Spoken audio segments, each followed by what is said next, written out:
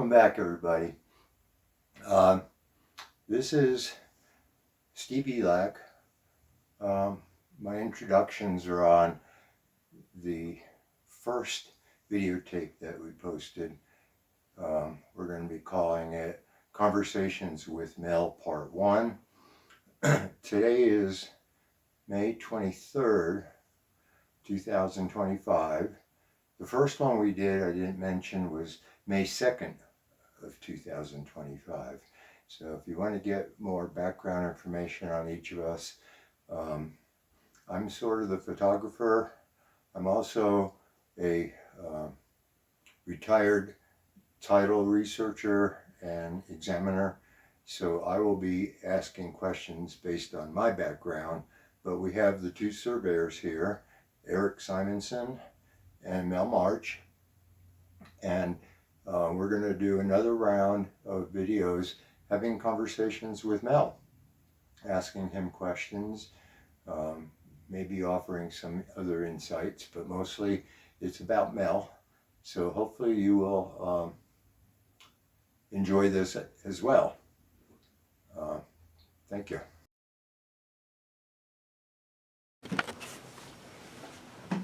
We're ready. Go for it. Okay. Welcome back. Thank you, Steve. Thank you.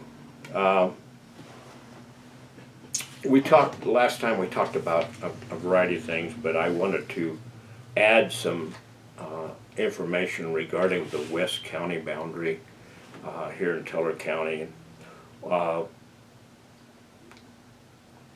There is a map and these field notes that I've mentioned before, or whatever, that was done by Fred Kramer in 1893. There's a map that goes along with that that's also in the county records, and it's interestingly enough, that map is, well, it's titled Map Showing the Line Between El Paso County and Park County. And it was recorded in, interestingly enough, it was recorded in Teller County in 1940.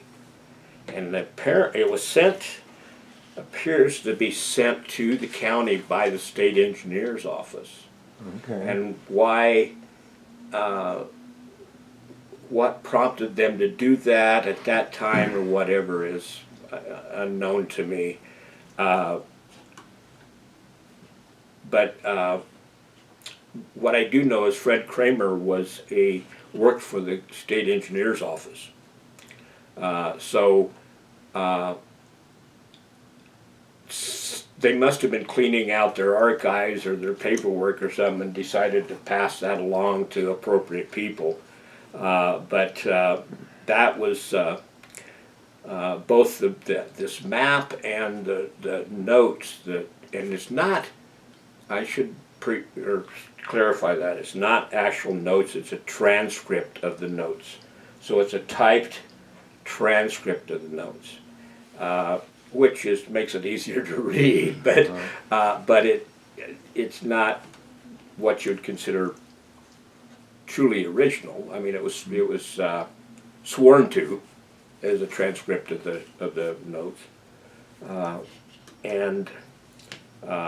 but just I'll comment here that that's both the map and those notes are recorded under reception number 141891 in the Teller County records. The map itself is folded up, that they folded it up way too much, but it's folded up. I mean, this is a large map that's probably 5 or 6 feet long, yeah. And they folded it up and put it in a binder thing, an envelope thing in the vault. So I mean, they folded it up to a piece that was like 8.5 inches long and 2 inches wide. So I mean, it's been folded multiple times. But is that in the clerk's office today? That is in the clerk's office in the vault, or I pestered Linda Breitag, which is another name that we're all familiar with, that she's the county cartographer and works in the assessor's office, and she's been a real asset to all of us for a number of years. But after I pestered Linda long enough, we finally found that map in these envelope things, or what I guess they call an envelope, but in the vault in the clerk and recorder's office. Now, so, and we unfolded it. It was to where it was, and then I stood up on top of the counter with a camera and took pictures of it. So I have that in my records, a copy of that in that regard, and it is interesting because it's got all the points that were set along the county boundary, inclusive of things like set 4x6 wooden post or whatever. So it's 4 feet long or whatever. So it kind of describes what was set.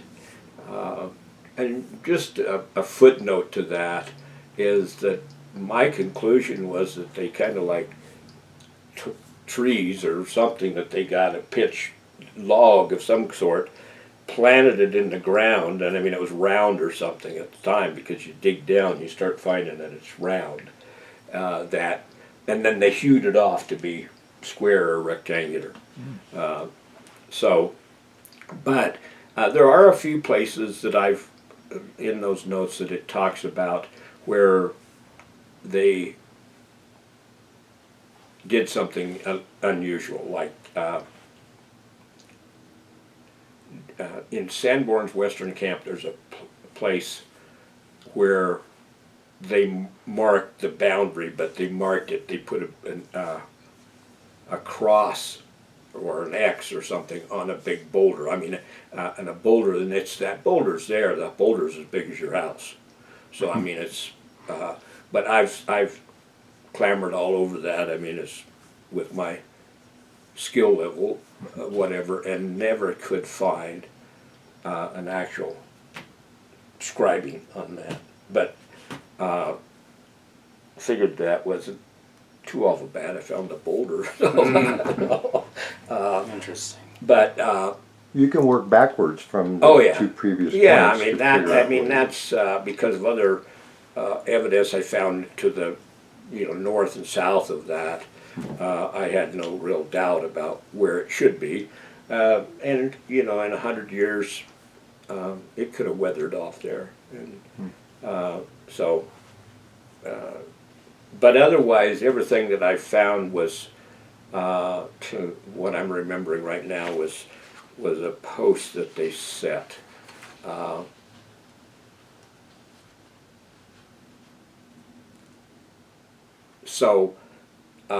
With the exception of where the county line starts on the north end of the county, on the second standard parallel, that's in the middle of the South Platte River, and I have not been to that general location. The notes describe going off of I think it's a quarter corner, and then going west along the standard parallel, and with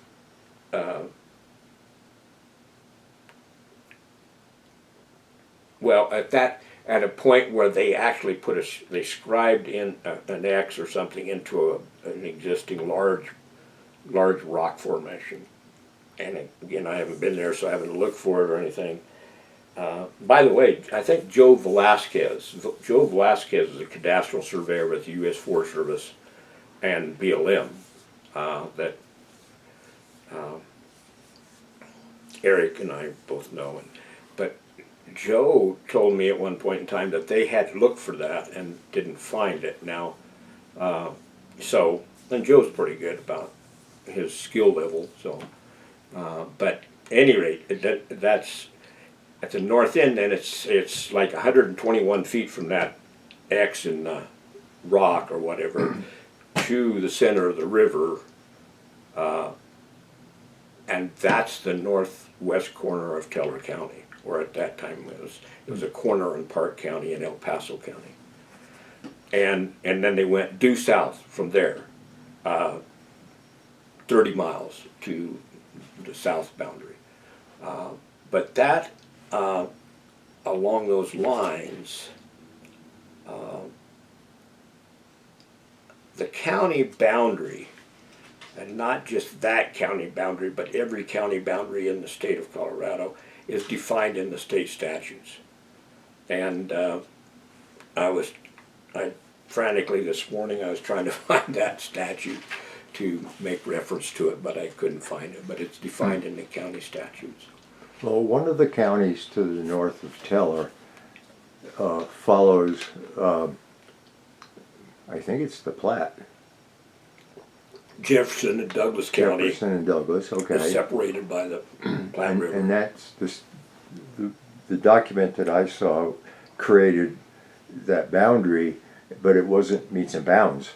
It was just following the center line, I think, of the yeah, river. and that always becomes a little iffy, because what truly is that location, and was it intended to be the center line or the thread of the river, or there's a lot of different definitions when it comes to relationships to water courses. Mm-hmm. And the other part of that, of course, is how much has that river changed today versus 150 years ago or more. And by the way, it kind of leads me into the fact that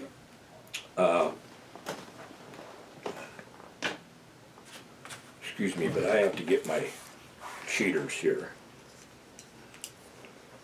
because I can't read my own typing.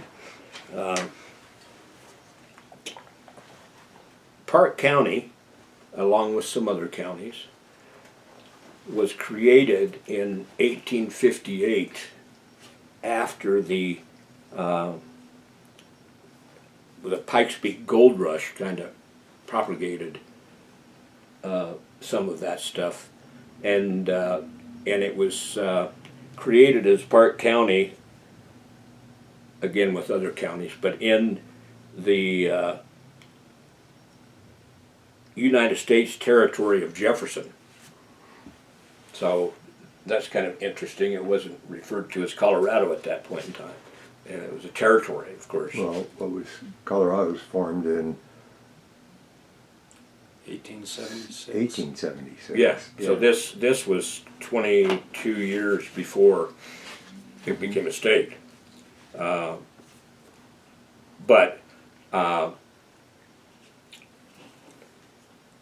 So that county boundary was, between El Paso and Park County at the time, was established in, 1858.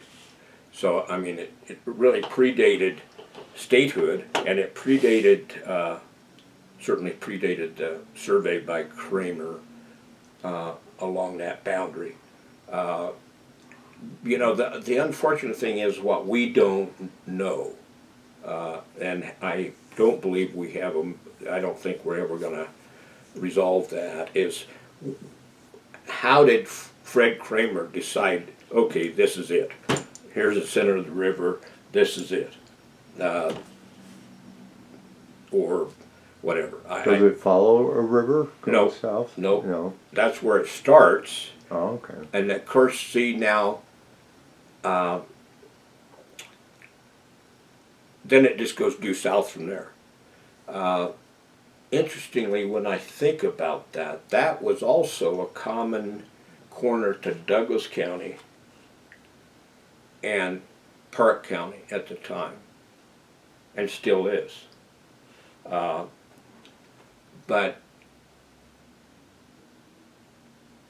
I don't remember details about how it relates to Douglas County going north, but it was a, it's a common corner. So everyone accepts that boundary that Kramer did? Nobody's aware of it except for the three of us. I'm teasing, but it's technically, in my mind, is like what's not to accept. It follows. I mean, it's where the state statutes define that county boundary, and Fred Kramer was commissioned, or he was part of the state engineer's office, and they, as I had mentioned previously, there was some kind of a lawsuit between entities in Park County and El Paso County, and I think it was ranchers, that were in dispute over some property, and who had authority over it. Was it Park County or El Paso County? And that's what prompted this survey. I have not. So I'm wondering, there was a existing fence back then. A fence? Yeah, that he was trying to follow between. Absolutely no fence. Well, 100 years ago. No, not even then.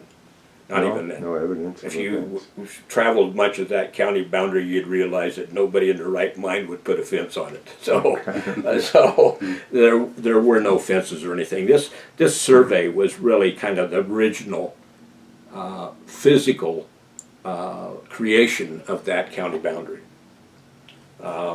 and.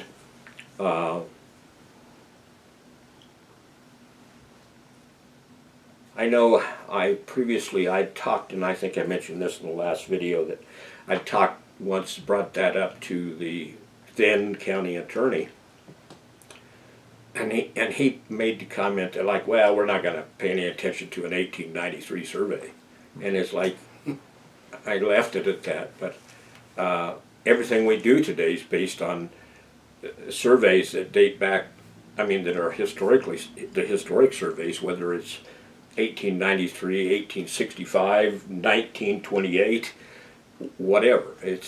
That's the history of the surveys propagates things more than what's written on a piece of paper.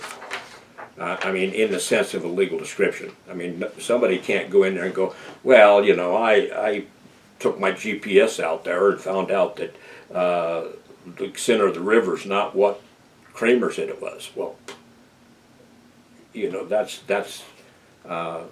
that's irrelevant, and that's a mistake that is made. Is that people start relying on GPS for measurements and talking about how it's more accurate or more meaningful than historic things, and that's not true. It's physical evidence and or original records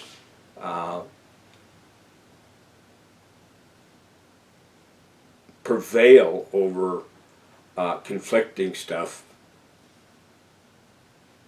established and supported in like 1814 or 1818 or something like that by a Supreme Court decision, and that really came about section corners and quarter corners and so forth. But so is that kind of where the concept of courses and distances are overridden by ties to monuments?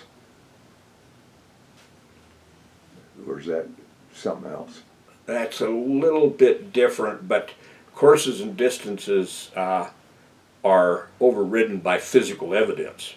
Okay. If you have a course that says that it's north 45 degrees and you go out there and you find the two pins or monuments at each end of that line and it's north 46 degrees based on current measurements, and or they say that the distance is 500 feet and you measure it and it's 496 feet.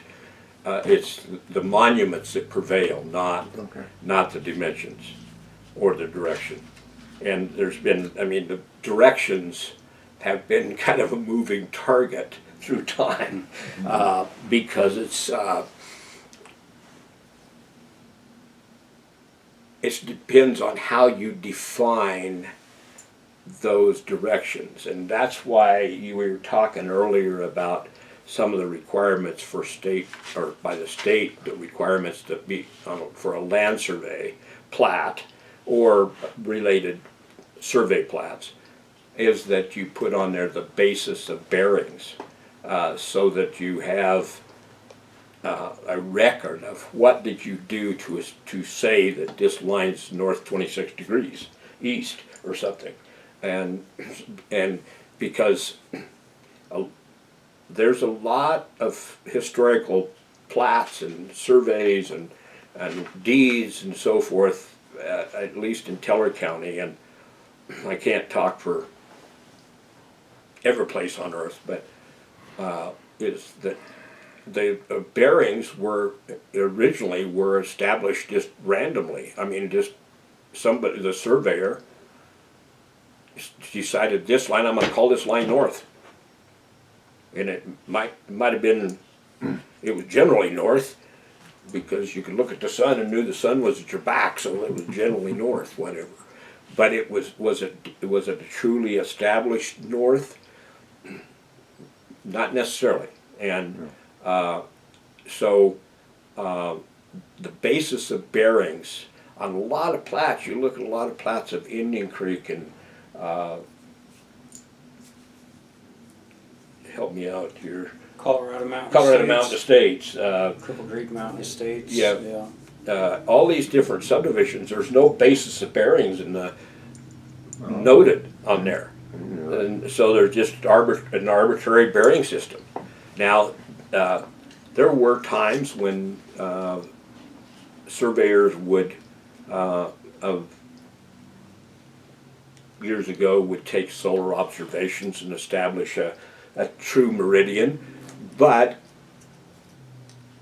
if they don't document that on the survey or in their notes or whatever that's public records, then there's no evidence of where that bearing system came from. So what, and I'm kind of getting off on a tangent, but what we're left with doing is we tie into at least two monuments, and then we say that the bearings are based on this line being this bearing, and sometimes it's based on what the platted bearing is, or the deeded bearing, or perhaps in a lot of stuff that I do today, I would make reference to geodetic north as established by GPS observations.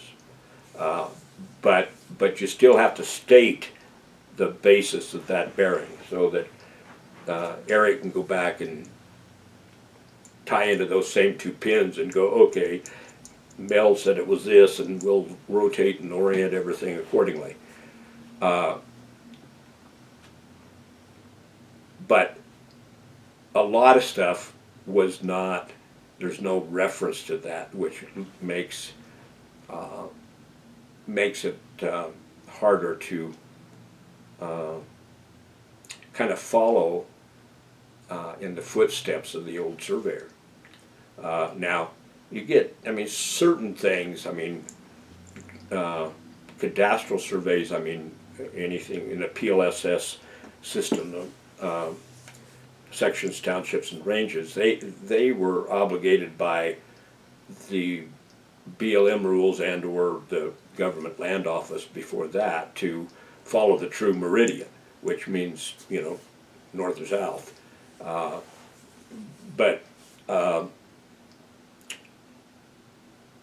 And mining claims or mineral surveys or homesteads, I mean homesteads that are meets and bounds described homesteads that are not, I mean there were homesteads on the northeast quarter or the northwest quarter of section 12 or whatever, and then there was a homestead claimed on that and it was patent, but I'm talking about irregular parcels that are homesteads. There's several of those in Park County southwest of Lake George, and some to the north of Lake George in a similar way.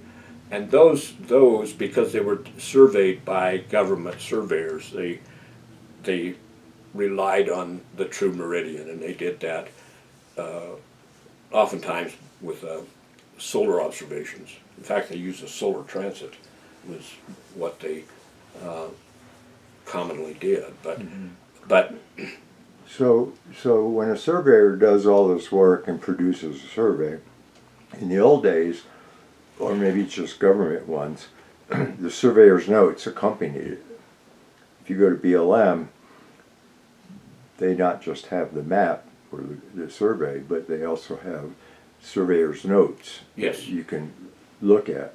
yes. So why don't all surveyors have to document their notes or show them? It's just too much work. Yeah, it would be Yeah. pretty burdensome. Yeah. And you think the government notes are hard to read?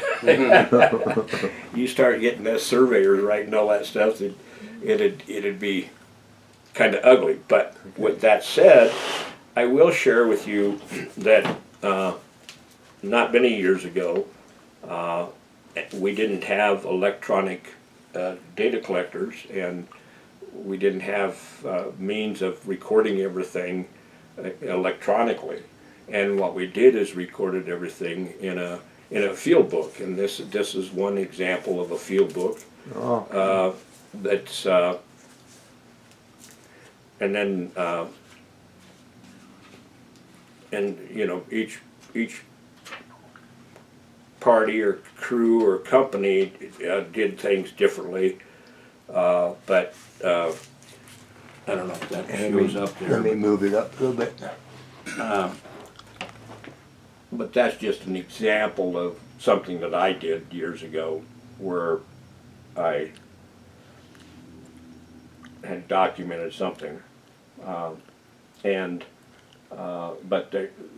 all of the data was recorded in that field book, and then that, But that's only for your personal use to go back on. well, yes, Eric doesn't have access to my field books. Right. But you have to have them ready for litigation or whatever. But there are an official record, so that if you had to go into court and support something that you did, these field notes would be crucial to part of the support or the background on why and how you surveyed something. Plus No, it no, helps you- jog your memory. Exactly, and no erasing in the field book was my mentors Yeah. were very adamant about that. Yeah, you don't Yeah. erase in the field book. If you make a mistake, you put a line through it and write whatever you're supposed to Yeah, write. one single score through it, so you could still see what you were marking out. And so, this, I didn't bring an example of actual notes where I would have recorded angles and distances and so forth. This apparently is where I was referencing Which out. would have shown up on your final survey anyway. No, he's talking about when you're running a instrument, you horizontal angles, vertical angles, slope distance, and those types of things. Oh. Right. Station, backside, offset, that stuff. So you'd have to key that into whether what year it was. It would be either in a computer or Right. AutoCAD or whatever. So Or- you take that occupied point and you lay those points out that you recorded in the field book. Cool. Yeah, and the real, going back to the basis of bearings and all that stuff, the real issue, or the real important thing is, that has to be remembered, is that what really matters is not the bearing that's somebody established on a given line. It's the angular relationship between lines. And there are some surveyors that never recorded or did anything with bearings. Everything in their plats and everything else are by angle. Deflection angles. Deflection Deflection internal, angles whatever. or internal angles. whatever, but angles, and they don't refer to bearings because they don't want to. I guess they didn't want to mislead people. That the legals that I've seen in the old days by John Walker are all that way. All angles. Everything. Everything he did was angles, and then West or Woodland West, that done by Alfred Hagedorn. He did everything with angles. Which is fine, right? I mean, Yeah. as long as you have that relationship on every line in there, that's to that basis of bearings or from it.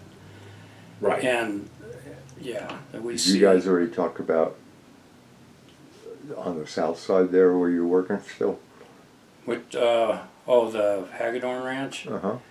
Yeah, that was owned by Alfred Senior, right? And then he was an engineer and surveyor, and Correct. he did Woodland West. All right. Correct. Well, we can talk Woodland about West that later. I just and wanted to. Divide South. Yeah, divide south.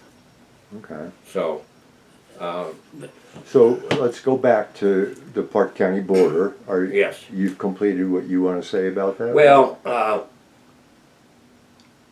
generally speaking, I have with a couple, maybe a couple more comments, and that is that it would be, in my opinion, everybody's benefit to somehow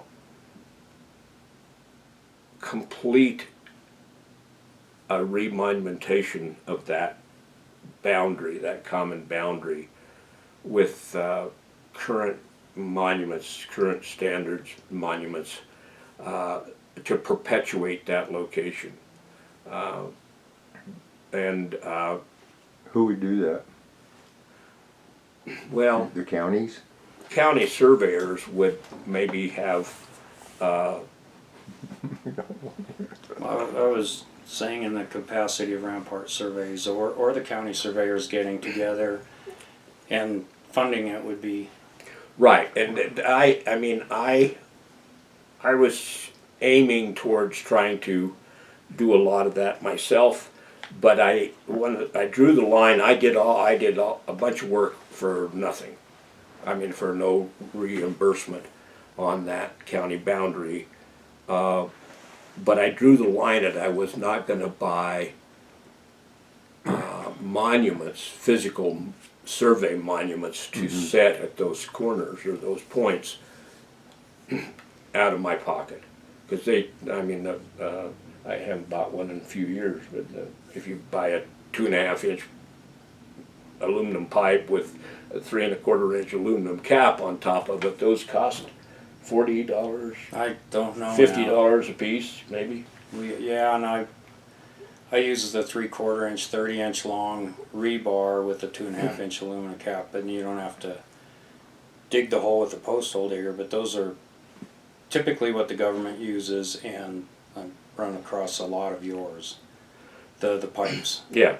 2.5 inch pipe. Do you have an estimate of what it might cost to actually do it? Oh, I did at one point in time, Steve, but I do not now.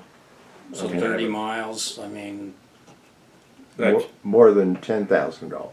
oh yeah. Oh yeah. Okay. yeah. So if it's Disney, 30 miles, Wait a minute. maybe you could go a half a mile a day. I don't know. You have to grab that. Enough figure.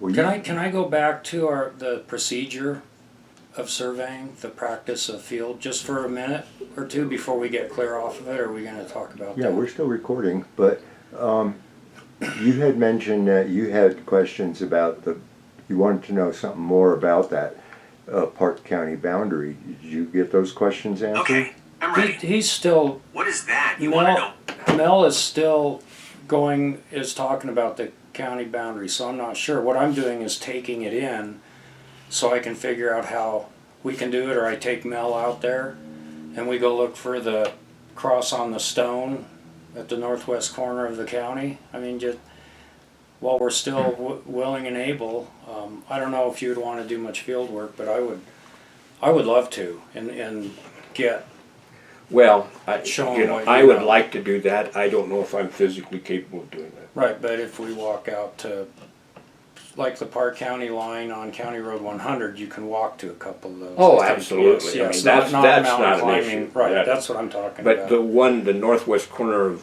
the county, I mean, you'd have to go down the four-wheel drive road down Metbury Gulch, which is a pretty substantial four-wheel drive road, and go down to the river, and then you have to walk about half a mile or maybe a little more north along the river to get to that north boundary. And so I've thought about doing that, but I'm not sure.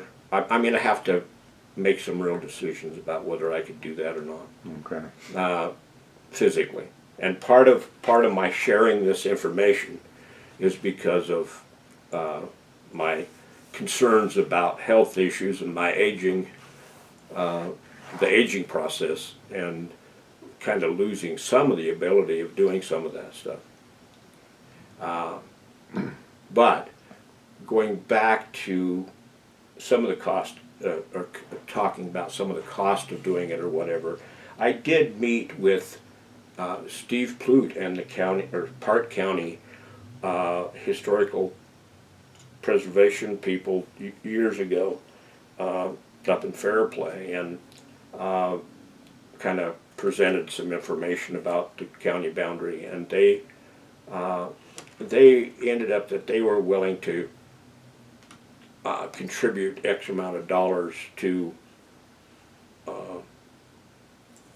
perpetuate the boundary, but it was a stipend. It really was. And but no disrespect to them, but to really do it, I think it would require that somebody works on getting some grants to cover the cost of doing it. And I mean, I did, I probably have 150 hours or more, man hours, maybe 200 man hours in what I've done, and have not been compensated for that at all. So I mean, it's kind of almost like a passion of mine, and to do that county boundary, but like I say, I'm kind of running out of steam, but I think to do it right and everything, there has to be kind of an agreement between the two counties on what's done, and how it's done, and what the monuments were. In fact, Mark Rucker in the county at the time was real interested in that county boundary and reestablishing it and all that stuff. But then it became a debate about what kind of monument we're going to use and who's and where and whatever. So there'd have to be a consensus on what the survey caps looked like and how they were marked with Park County and Teller County and different things like that. I mean, so there's quite a bit of work that needs to be done to get through all of that. Beyond that, I want to say that what I was headed towards some years ago was I had talked to a lady in El Paso County that was worked in the clerk and recorder's office, but she managed the records for the minutes of county commissioners' minutes. Yeah. And what my goal was to meet with her and try to go back and look for some El Paso County minutes that would have included information about why they did the county survey or county boundary survey and what was the catalyst behind that, et cetera, et cetera. And it's and I haven't pursued that in Park County, and I don't know if it's even, those records are available. The El Paso County lady told me that they should be available. On microfilm that you can't read. Yeah, probably, probably. But at any rate, I thought it would be real important if we could establish how or why that Fred Kramer was eventually Yes. sent out to survey that. Some things that were supportive of that, my belief in that was I mentioned about I'd gotten the notes some notes that from there was a receipt from written out by Judge Costello or Frank Costello for where he paid the surveyor Fred Kramer for, or no, Fred Kramer paid him for supplies for working on that survey on that county boundary. And something, I can't remember the real verbiage, but something along the lines of as set forth by the county commissioners or something. So there's a trail there. I just haven't followed all of it, and I would love to do that, but I'm not sure it'll happen. So that'll be your job.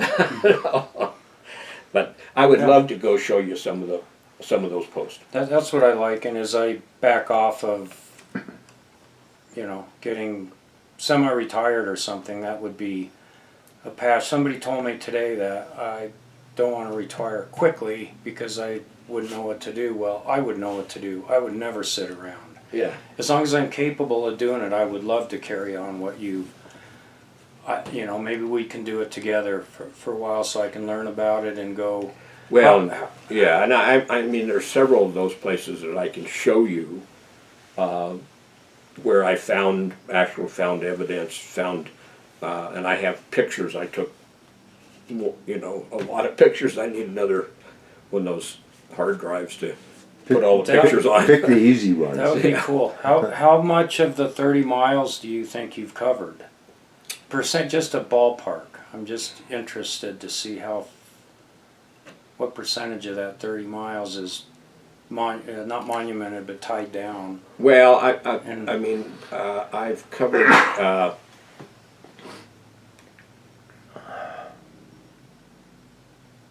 12 or 15% of it, probably. Mm-hmm. And have you done it all, consecutive, one line, or you probably had reason to jump around maybe a little Well, bit, I did it. like we do. I did it somewhat consecutive from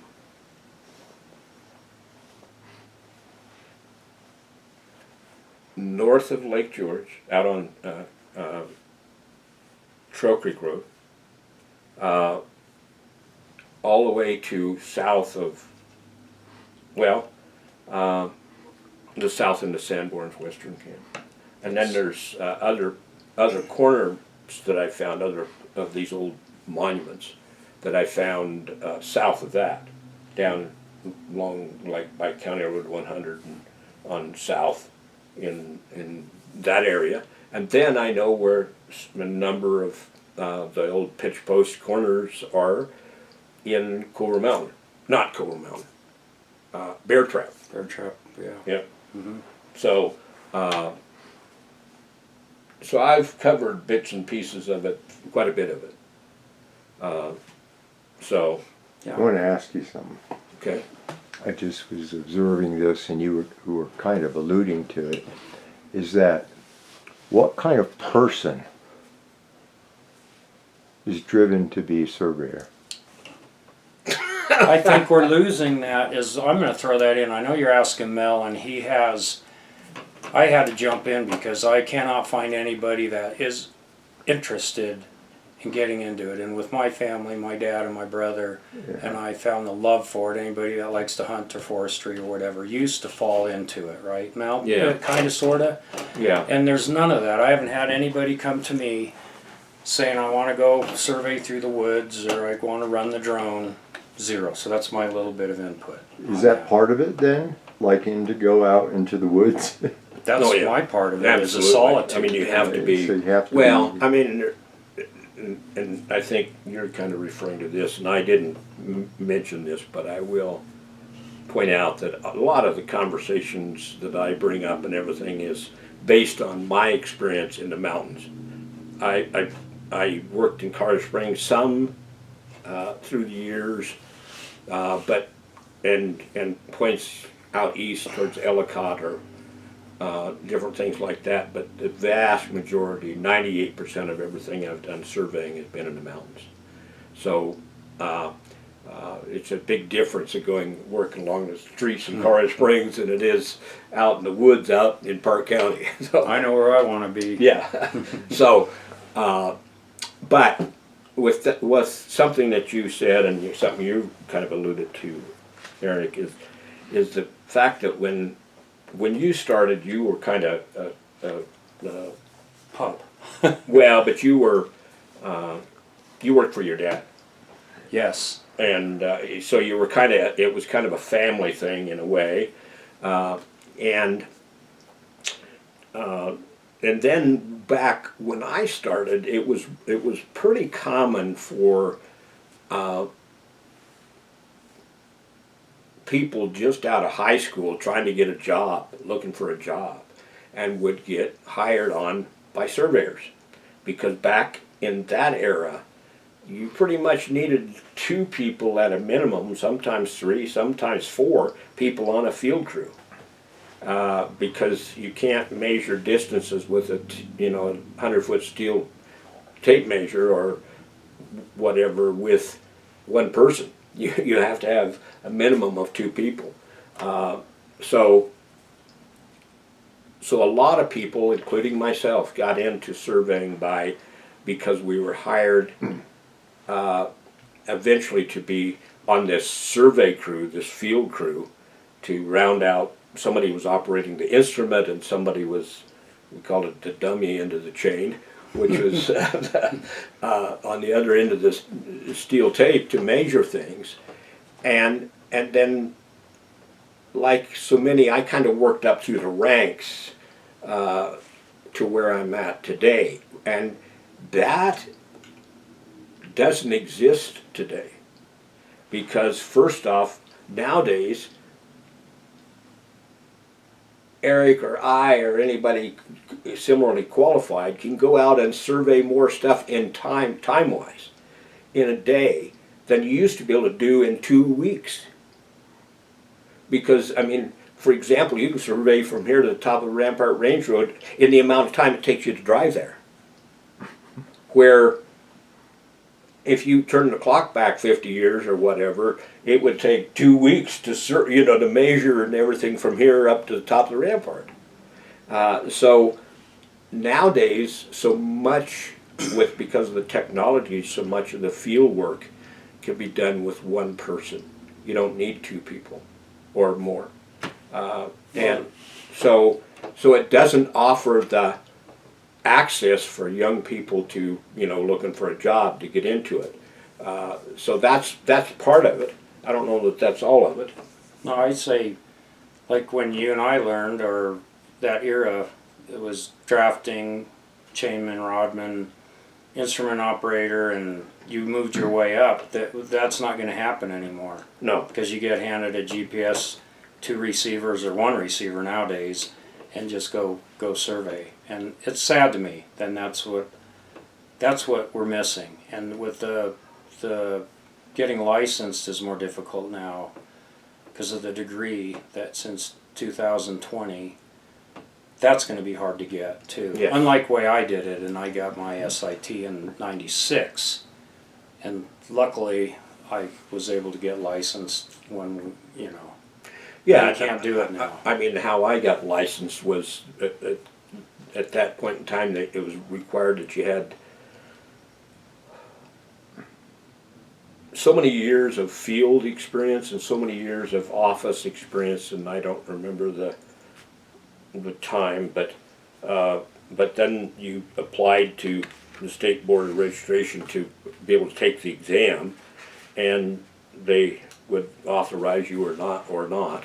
The first time I applied, they said that I did not have enough office experience, but as it turns out, I'd worked in the business or the profession for like 8.5 years before they were allowed me to take the exam, and then you take that exam, but that process is gone. You can't do that anymore. You have to have a college education, and unfortunately, there's only one college in Colorado that offers a surveying curriculum, and that's Mesa Wow. State College or whatever in Grand Junction. And now all of a sudden we have to have continuing education as well, Yes. which is Okay, new. so you guys both get your technical knowledge to be surveyors at some point. What made you want to be up here in the mountains and love that part of it? You know, you told me, Eric, that that's what you prefer to do, is be out in the wilderness. I you do. know? I mean, And you obviously, I don't know if you chose it, but you ended up doing it. Well, I mean, I grew up here, Yeah. and the mountains and the outdoors and the beauty and the solitude that it offers is just you get back to places where nobody else gets to see, Yeah. and that's priceless to me. yeah. So what happens when somebody hires a surveyor out of Colorado Springs that never has even been up here? We don't want to. Where do they that get? could be a whole another session, right? Yeah. Or different counties, or Denver, Boulder, whatever, coming to Teller County. We could go on forever, and Yeah. it's I mean, they if they're licensed in the state of Colorado, they legally can survey in Teller County or Park County or whatever, but they're, you know, there's something that's valuable about background as far or just historical knowledge in a given area. And I mean, I wouldn't be any better going to Fort Collins. I would not do that, and we're told to stay in our area of expertise, Well, and that nobody knows the county as well as Mel probably. I know it. Kevin Lloyd, Fred Gloth, Johnny Walker.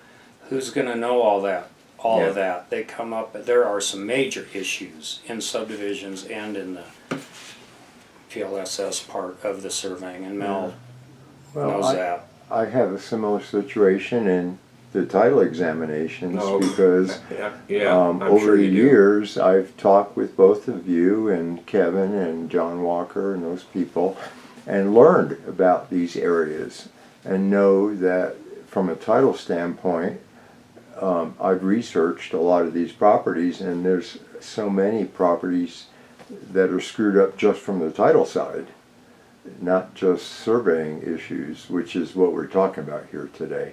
So I'm kind of maybe changing the subject. a No, little that's bit, fine. But that ultimately has an impact on what's involved, what we're faced with as surveyors. Is the chain of title, what's it like, and how's the legal description written, and is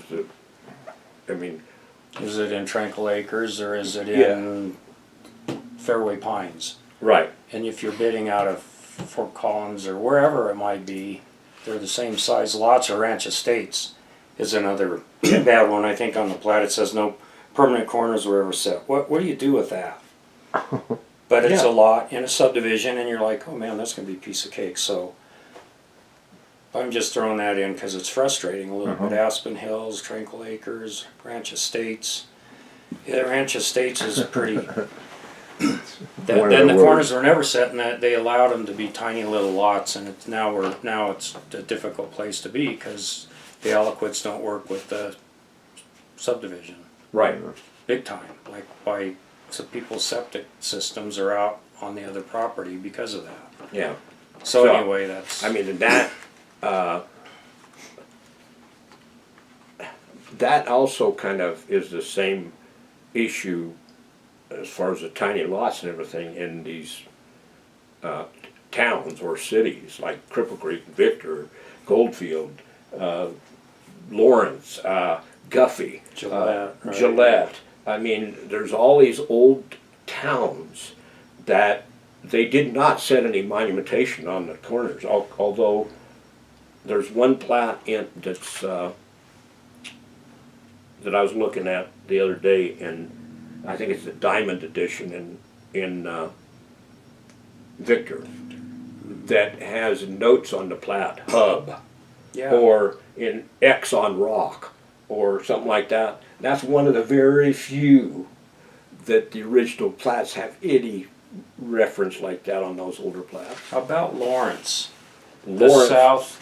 Lawrence, we'll Okay. go to Victor here in just a Victor, moment. let's go to Victor at some point because I'm working in there and it's a weird one. I'm sorry. It's in the county. Yeah. Good. Can Maybe we I can get do some it? information Can we do from a you. timeout? Take a time out. All right, let's pause this for a moment, and we'll be right back. We're recording. Welcome back. Okay, you were talking about why survey? Why would somebody decide to do that? And I can't speak for anybody else, but I think that I consider it an honorable profession. That it's not something that everyone, of course, not everybody wants to do it, but not everybody can do it. I mean, it's, but it's also, there's a real variety in surveying, and anywhere from the measurements and everything, and doing the calculations and drawing up a map, and then you get into doing meetings with city councils or county commissioners and different things like that. So there's kind of the that aspect of it as well. So it's a real varied profession in many ways. And then, but part of one of the things that probably has always intrigued me about surveying has been retracing history and researching history and digging through the records, trying to find corner monuments, stuff like that. I mean, that retracing history, whether it's records or physically out in the field, then that history might be 30 years old, or it might be 130 years old.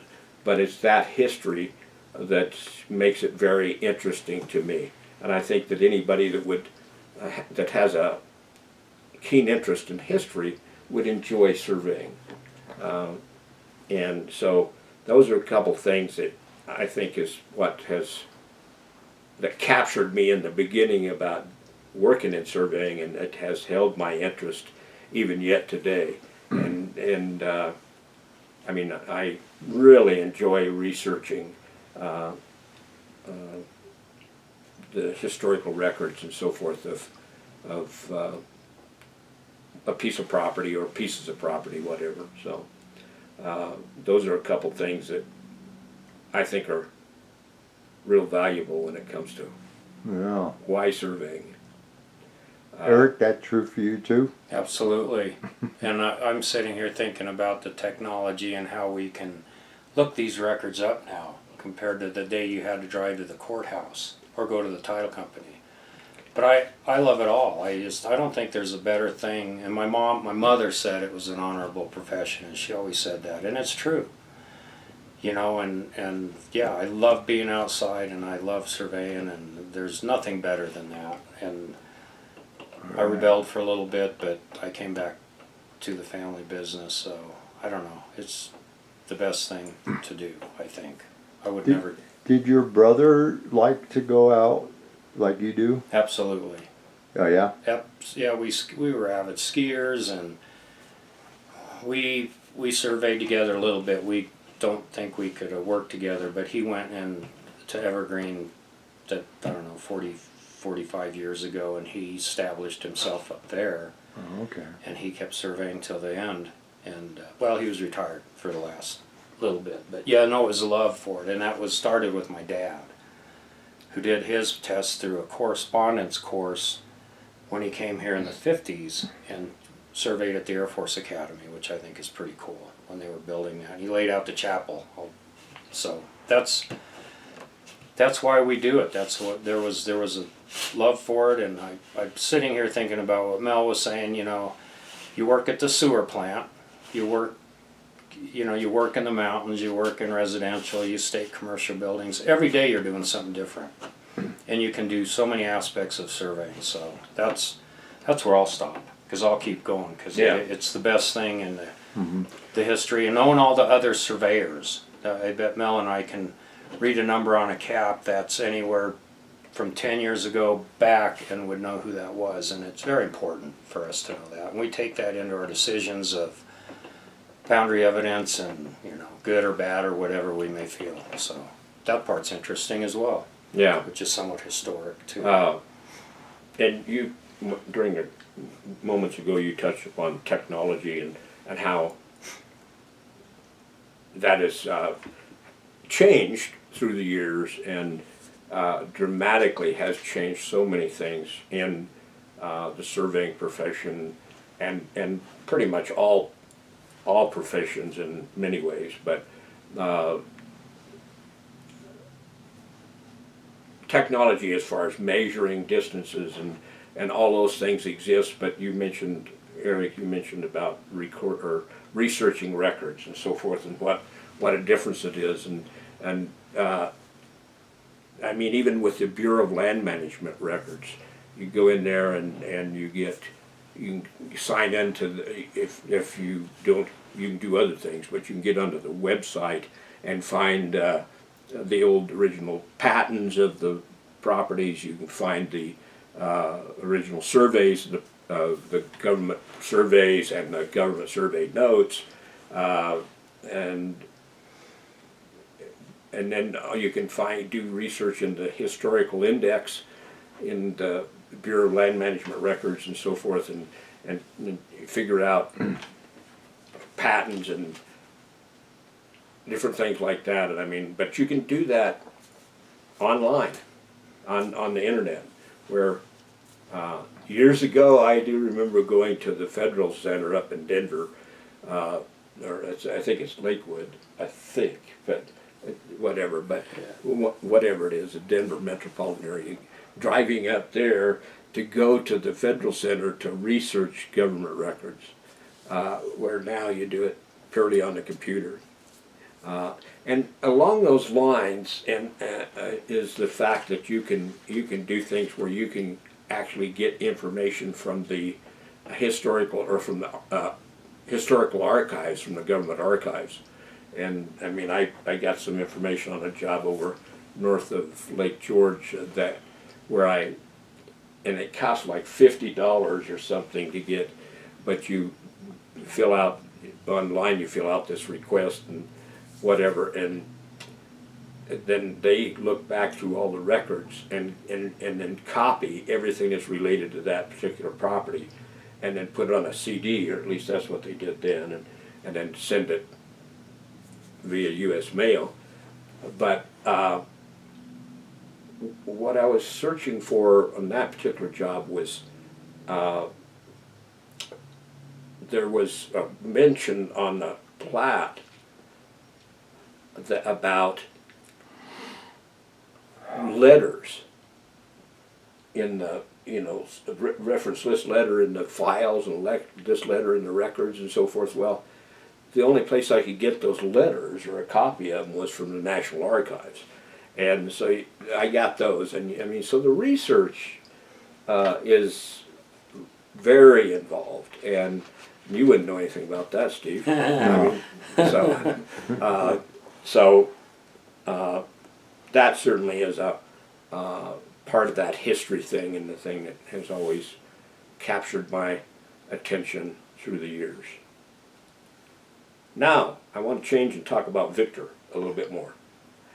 I only want to talk. About what? Victor? Victor, Okay. Victor, Colorado. Oh, I know. It's up yonder. So, I only have a few things to say. I talked about that somewhat in our previous session. And just for conversation purposes, when I talk about Victor, I'm really talking about Victor proper, but also Lawrence, the town of Lawrence, which is adjacent to Victor. But it also, my conversations also include Goldfield, although they're not contiguous. They're Are any of those in the city limits? Is Lawrence in the city limits? no. Lawrence borders the Victor, the city of Victor, on the south side, and it's contiguous, but it's not. I mean, it's a separate. It's in the county then. Yes, it's in the county. Okay. Which definitely presents problems for people that live there because of the 25 by 125 foot lots and Zoned agricultural, right? zoned agricultural. 50-foot setbacks on a, Yeah, that's 50-foot setbacks on a 25 by 125 foot lot. It's like, so, but Goldfield On is the same. sides too? it's everything, and we're involved in one now, so that's why it's, So you can't build? Agricultural Well- zoning requires a 50-foot setback from all property lines without a survey. without a With- survey. So you need at least 4 lots to build? Or get a variance. And Oh. in Lawrence, I've worked with some people where I've got some variances on, and they didn't have 4 lots, but they like had 2 lots, and they got a variance to do a tiny home or whatever. And then in Goldfield, same thing. That's zoned agricultural, and that was. Same thing, 25 by 125 foot lots in general, and there's the zoning is agricultural, and I mean you can't meet the setbacks on anything they do, so it always requires a variance, unless they have multiple lots. And but even that, when you got 125 foot depth, and you got a 50-foot setback on both sides, you only have 25 feet that you can build in. So those are complications of those two locations. But at any rate, when I talk about Victor, I'm talking about indirectly talking about Goldfield and Lawrence as well as some of its kind of overlapping information. Well, Goldfield is not contiguous to No. Victor. No, it is not. Okay. But it's but when I think about surveying in that area, I Okay. think about All those as being in the same Screwed up neighborhood. area.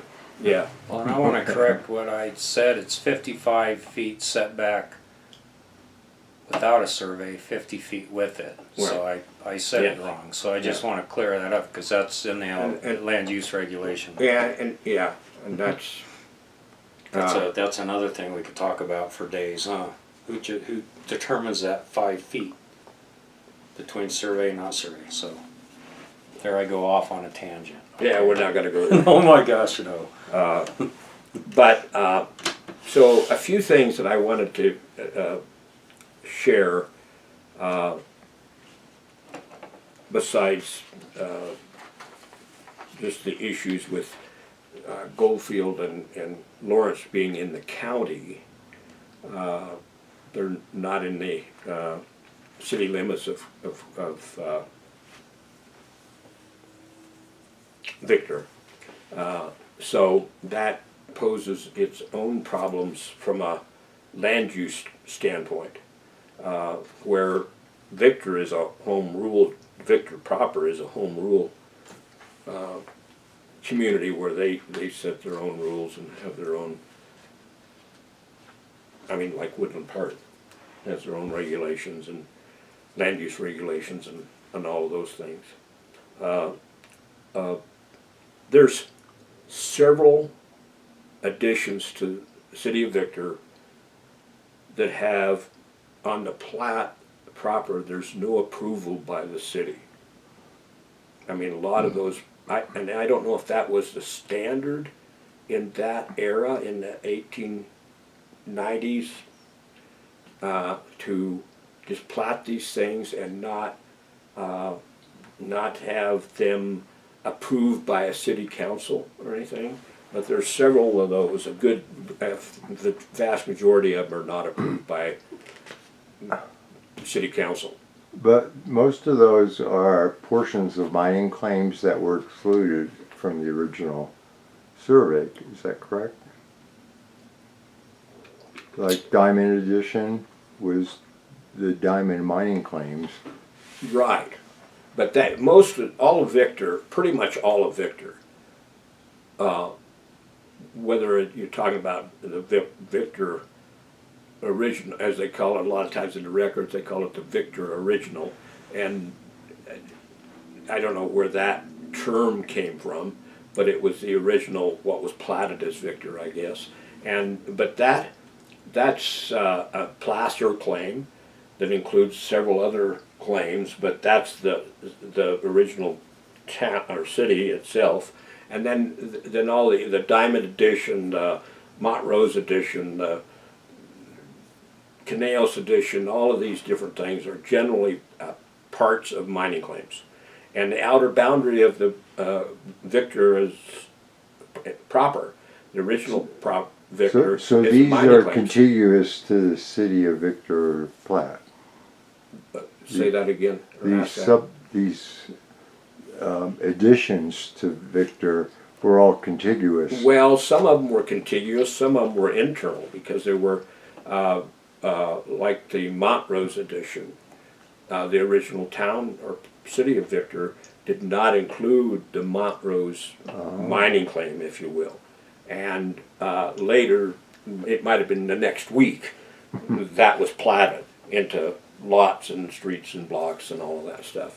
And they corresponded to the existing lots and blocks and the original. Yeah, generally speaking, there's a few iffy ones, but generally speaking, they were a consistent lot layout Yeah, okay. and street layout.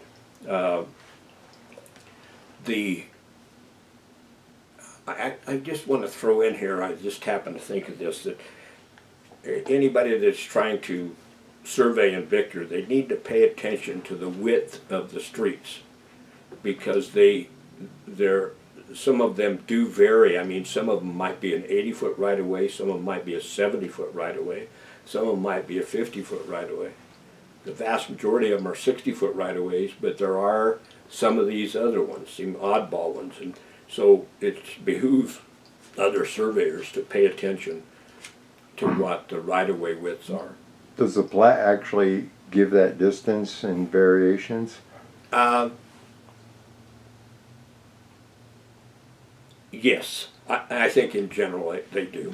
I So mean, if you pay attention to if the you pay plat, attention, it might not be literally dimensioned on the plat, but it's maybe stated in some notes or something on the face of the plat. And they might say Victor Avenue and Diamond Avenue or right-of-ways are 70 feet wide, and you know, some other streets are X amount of feet wide. So sometimes it's literally shown on the face of the plat, sometimes it's verbalized on the face of the plat. okay. And same thing with the alleys.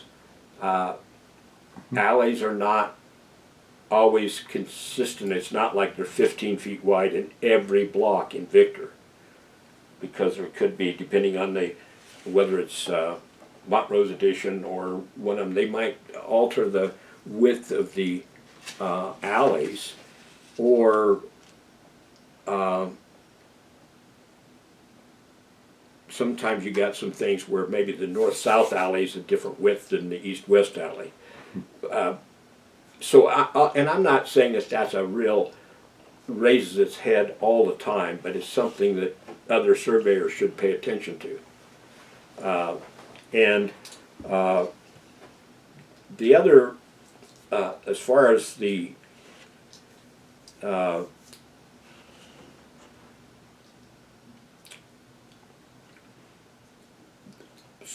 as far as a lot of those plats, a lot of those old plats are oftentimes very difficult to read because of just the vintage and the copies, the microfilm, and all that stuff, and how it's been, archived through the years and whatever. When might have been the diamond edition. It seems to be a common topic here, but one of those is like I could not figure out what some distances were on there for this property I was surveying, and those were kind of irregular lots because the borders of the diamond edition created a real narrow, sharp triangle, and so I was trying to figure those out, and I could not, for the life of me, quite read on that plat.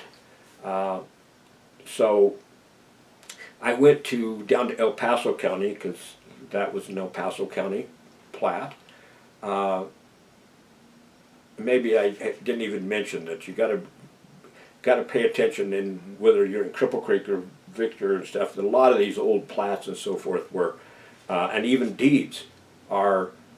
Some of them are in El Paso County and not recorded in Teller County, and so people need to pay attention to which county they're in, because they might not be able to find a record in Teller County because it doesn't exist here. It's in Teller, or excuse me. That was El Paso County. 1899. Right. Some date. Yeah, okay. I think it's March, sometime in March. I don't remember. But at any rate, a lot of those plats are very hard to read. And this diamond edition thing, I went to Colorado Springs and looked in the files there and still couldn't read it. And finally had to ask them to get the plat out of the archives, their archives down in El Paso County. And what it was that plat had been torn at some point in time, and then they patched it with that old cellophane tape. Oh. And on any copies of it, the tape showed up. It did, but whatever was underneath of it was not there. Well, I went through all of this. I finally concluded what the dimensions were I needed, and then I went in and talked to the city manager at the time for unrelated something else. And I went in there, and on the wall in her office was a perfect, beautiful copy of the diamond edition in a frame, So funny. It's like, so you gotta keep your eyes open, because you might find records at all kinds of places, but it's, but at any rate, sometimes it takes a lot of effort, and I think, unfortunately, some surveyors just guess at it and don't go the extra mile to research it.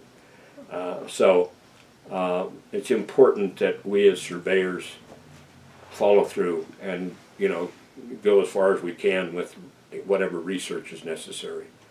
What about Lawrence then? Are we done with the Lawrence? No, I'm moving towards Lawrence. All right. That's sorry. south of Victor, so You're still in Victor. yeah. All right. But moving. The only other thing I want to say about Victor proper is that there's all of the outer boundaries are mining. I mean, it's all mining claims, but there's not a lot of original evidence of those mining claims there because of all of the mining activity and everything through 100+ years. So trying to reproduce those mining claims from a surveying standpoint is oftentimes very hard to do. So there is some evidence. There's a fellow that did some surveying up there named Cleon Langley that did set some monuments kind of on the northeast side of the city. One in the sidewalk, right? Yes. I found that one because of your plat. Yeah. And then there's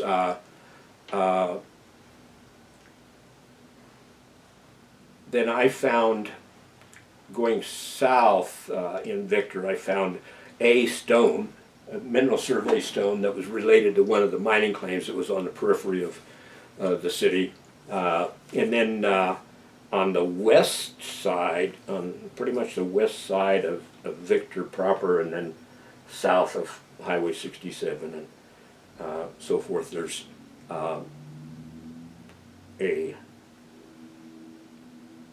there's some mining claim corners in there that are related to the boundary.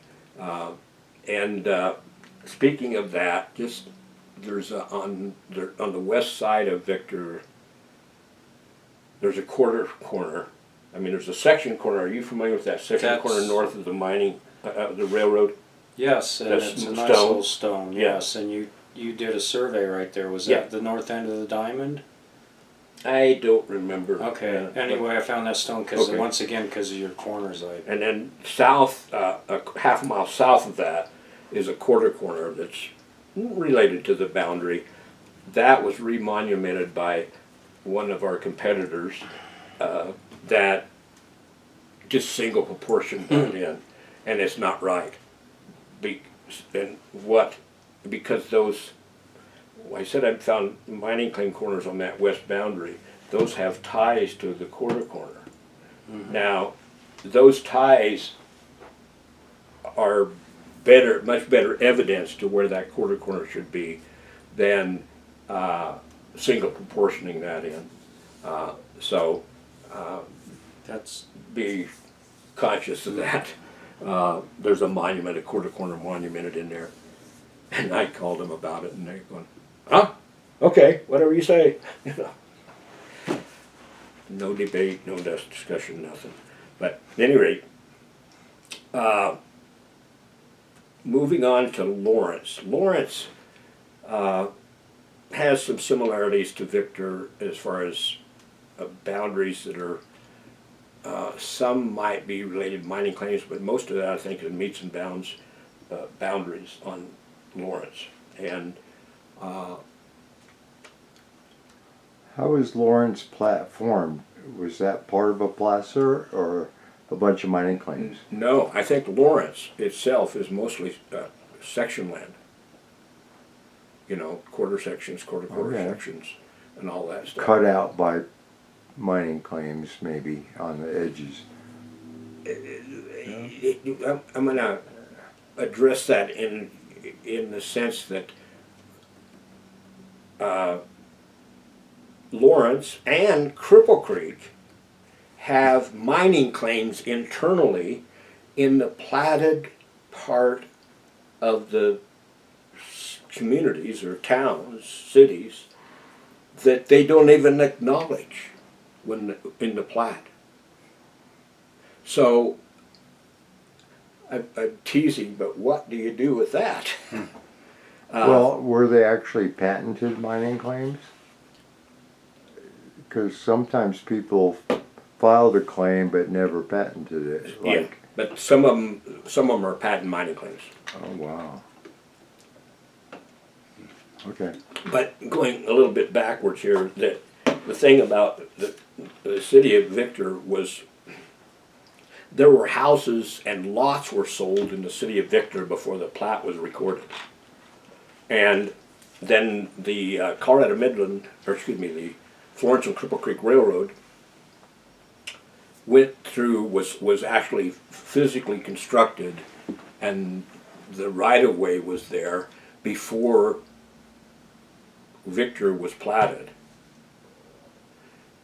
And they don't show the Florence and Cripple Creek Railroad on the Victor plat. I remember you telling me that. So, So that means that a railroad existed. Somebody surveyed that plat for the town of Victor, and they probably didn't know where the railroad was, so they didn't show it. Well, they knew where it was at because it was physically there. They tripped over it. They had to trip over it. The railroad tracks were there, trains were running back and forth there. I mean, they knew where it was at.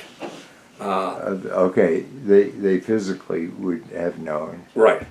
Damn, why didn't they show it? Beats me. Beats me. But the problem is that, and you get into some of those deeds of those lots and so forth in there, and they take into account the Florence and Cripple Creek right of way. And of course, northern part of Victor is the Midland Terminal, or excuse me, the Midland Terminal Railroad. That in itself in Victor doesn't impact Lawrence because it's too far south, but in Victor itself, all those railroads in there have an impact on the lots and the ownership and different things like that can be very complicated on the good days. And there's not a lot of good records to be had for that. What's in the place where the railroad used to be? Is it bare land now? Well, when the town or city of Victor was platted, they just platted lots right over the top of it. They just ignored that the railroad was there. Yeah. But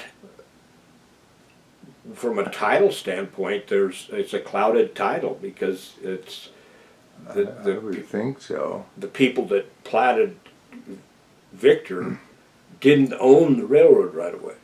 But the strip that the railroad had existed on, wasn't the railroad vacated at some point or something like that? Well, it pat the What happened to the railroad? the Florence and Cripple Creek Railroad passed through different ownerships for multiple years, and but then eventually it was. I'm trying to remember this for sure, but I don't think it was ever vacated per se. It was abandoned. Abandoned. And there are laws that govern what happens to a railroad when it's abandoned. But if the cut of the Highway 67 going into Victor, that cut is for part of that, not all of it, but mind you, but part of that is in the railroad cut. But the railroad goes through there, and as you go out the east end of that cut, then the railroad went back to the north and went up along Diamond, I think that's Diamond Avenue, the next one to the north. And then you go to the east and you can see another railroad cut in there. And that's where the Florence and Cripple Creek Railroad went through. So there's still some physical evidence today, but not as much as we wish there was, because a lot of those deeds say, to the Florence and Cripple Creek Railroad, and the right-of-way is defined as lying 50 feet on both sides of the center line as defined by the railroad tracks. So now that the railroad tracks are gone, it's like, okay, now where is it? So it's very difficult too. So what established the railroad in the first place?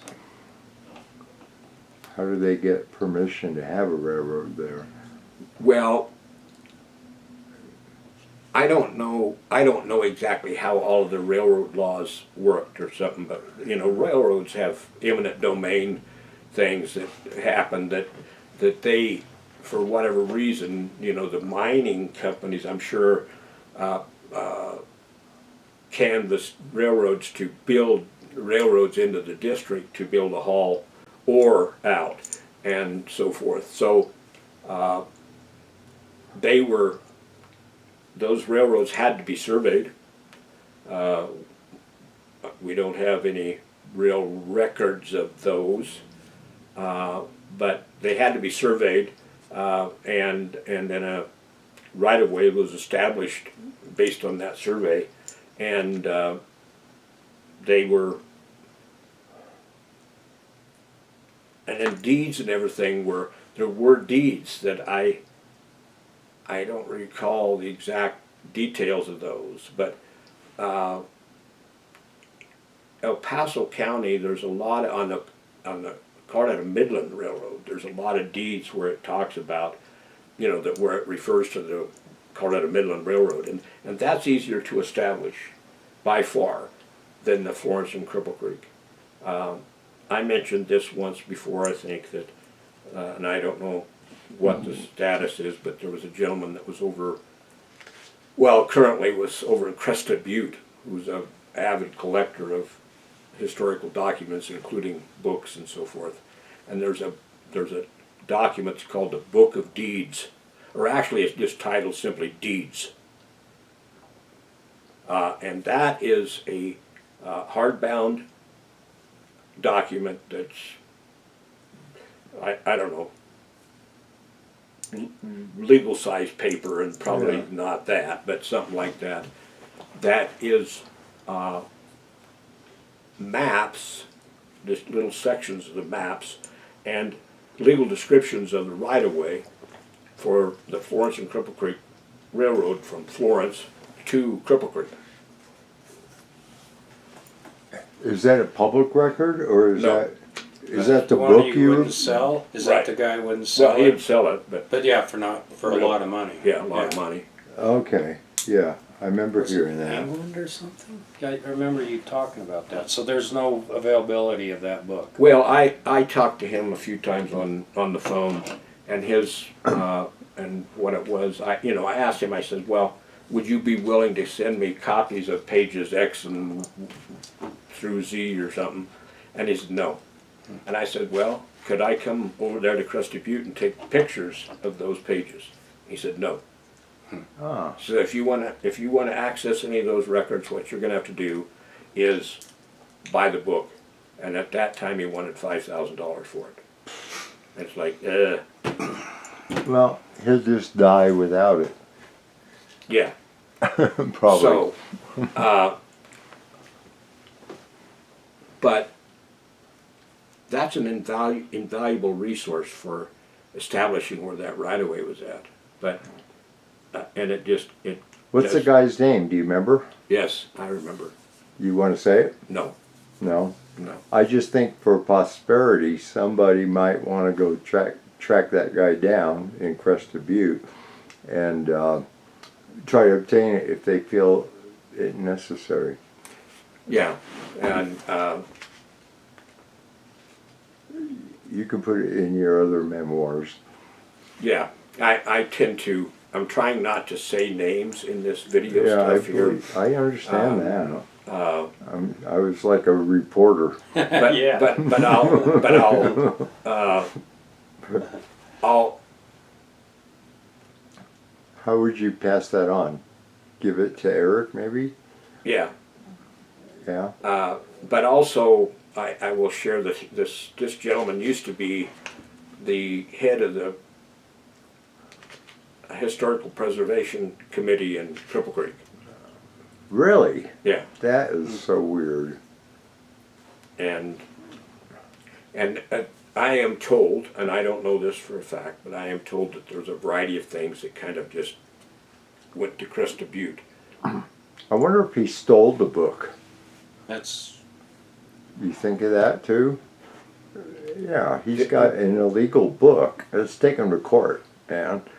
I'm sorry.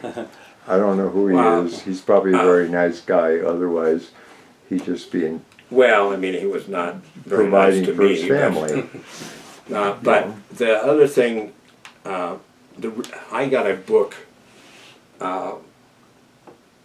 I bought a book on the Florence and Cripple Creek Railroad. I got it from the Colorado Railroad Museum. And there was only very few books still in print are available, but I Yeah. was able to get one of them. It's called 40 Miles to Fortune. And it's about the 40 miles of the Florence and Creek Railroad. Uh-huh. And in that book, there are, I mean, it's a wonderful book. It's got all kinds of pictures of the old railroad and the trains and the whatever. But it's also got pieces and parts of copies of some of these pages and information out of that book. And I've used that as a resource to recreate some stuff in Victor. Because that's the only thing I had available. Wow. But I digress. How do you know they're from that book? Because they say they are, Okay. one, and number two is that, and they were inserted in that book at the permission of this husband and wife who had owned that book, and that they had gotten permission from them to insert these images of that in the book. And if you do a little more research, you find that those people were real people and had, you know, probably had a legitimate reason to have the book as far as a collector or something. I don't quote me on this, but like they taught at Carter College or something, different things. But so I'm confident that there were copies of things. So out of that you book. relied on this book Right. that had a picture from another book, Yep. and you don't have to disclose that on your survey on why you. Oh, I Use that? disclosed everything I could on the survey. But sometimes you have to recreate properties based on the best available evidence. And I considered that some of the best available evidence. But I didn't just do that on a, blindly. I mean, there was some physical evidence that railroad cut that's north of the city hall in Victor. That, the alignment of that, and I don't know, some other things, but also, and I didn't talk about this, but I will here, and that is, I found, this is by the old Colorado Trade and Transfer Company property, that there was a reference to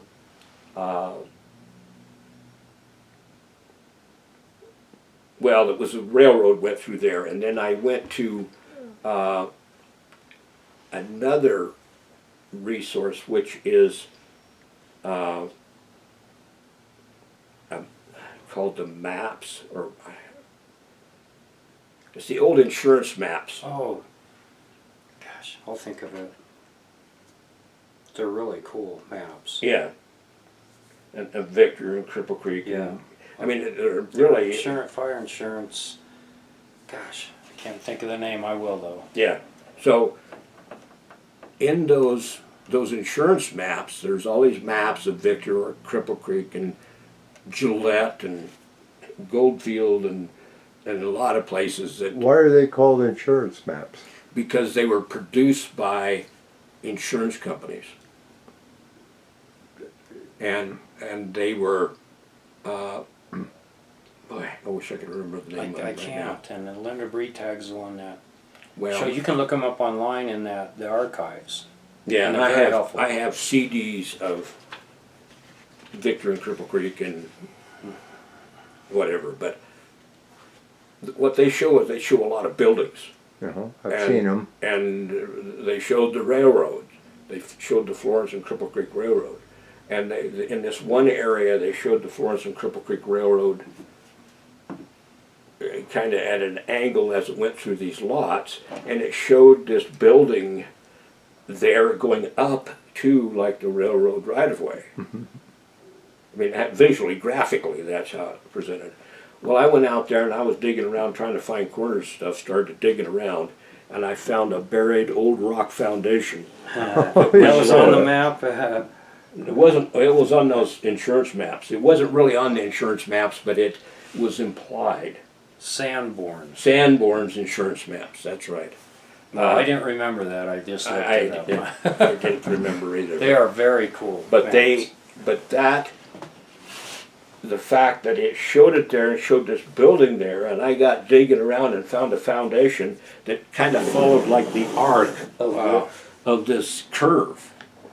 And I mean, so I used the maps out of that 40 miles to Fortune and digging up rock foundations and the old rock cuts over to the west and all of that stuff, and scratched my head a lot and spent 2 years in recreating the railroad, that railroad in Victor. And does that road go up to the mine on the east side? Specifically where there's the improvements only project I'm working on that you were aware of at one time. You know the improvements only? Oh, no. No, that county road is not the old road. Correct. Okay, it's further, yeah, I think I've seen it, the bed of it to the west and north. Well, like the you Florence said. and Cripple Creek Railroad is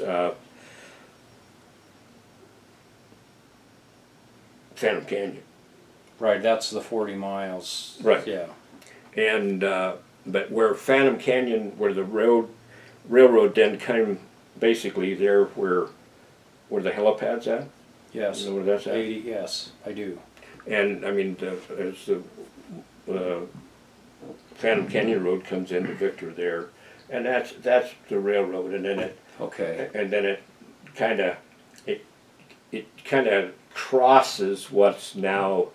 I keep wanting to say Diamond, the one north of Victor Avenue, but anyway, I think it crosses is. that and then kind of meanders around and whatever. Yep, and I know where it wraps back down up Yeah. by that So- northwest section corner. So you,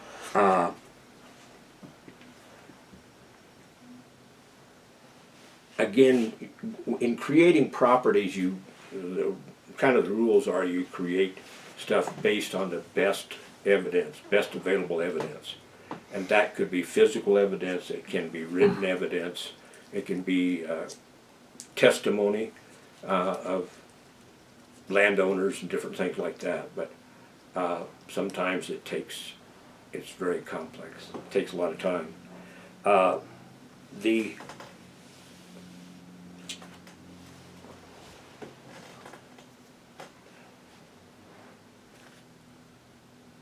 We can do a timeout here. Sure. We're going to take a little break here. There you go. We're recording. Welcome back. Going to talk a little more about Lawrence. Just a few things about Lawrence. There's some yellow caps and rebar scattered throughout Lawrence. I mean, yellow, I say that with tongue-in-cheek because they get real faded and sometimes they look white or whatever. But What does a yellow cap mean? well, a yellow plastic cap that was put on the rebar Right. for a property corner. So the rebar, there's a rebar set in the ground for the actual corner of the property, and a yellow plastic cap, in this case, put on the top of it for identifying the responsible surveyor, whoever said it. That's. I mean, I used plastic caps for 100 years, and Yep, yellow. yellow ones. So they're acceptable monuments? Mm-hmm. Durable they're durable material, which is plastic. I use plastic too. They're just orange. So it's all different however you identify your rebar or your corner. Okay. A lot of them that I do now is I use aluminum, but that's because I've gotten high classed or something. You don't have to. But at any rate, spread throughout Lawrence, at least kind of from the sewer treatment facility, kind of westerly, kind of in that, on that hillside there. There's a lot of these caps and rebar that are were set by, on the cap it says W.G. Warren, and that's William Gaylord Warren, and he always went by Gaylord, and he used to live down in Manitou. And I got to know him when I was working for Fred Gloth, and so that was lots and lots of years ago. So he's an old timer. Gaylord Warren. And I don't remember his registration number, but it was something like 2156 or something. I mean, it was. I mean, it's a real old number. But he's long been deceased. But then I found scattered around. I found other pins in there, but the Gaylord Warren's rebars, I've always kind of relied on those and considered them a reasonable representation of Victor. I mean, you go from, you know, one block to a block 3 blocks away or something, and they're consistent and stuff like that. So that gave me some confidence in those. Does the town of Lawrence plat tied to section corners and stuff It like is. that? It is. Mm-hmm. It Okay. is. It's a nice looking plat. I don't know 'em like you do, but it's a nice looking plat that it references those aliquots or whatever they're tied to. It's more specific, like you were talking before. Right. They make calls whether it's an X or axle or whatever. Okay. But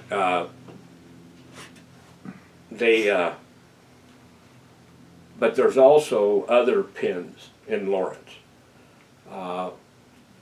that don't fit Gaylord Warren's pins and don't fit anything else anywhere.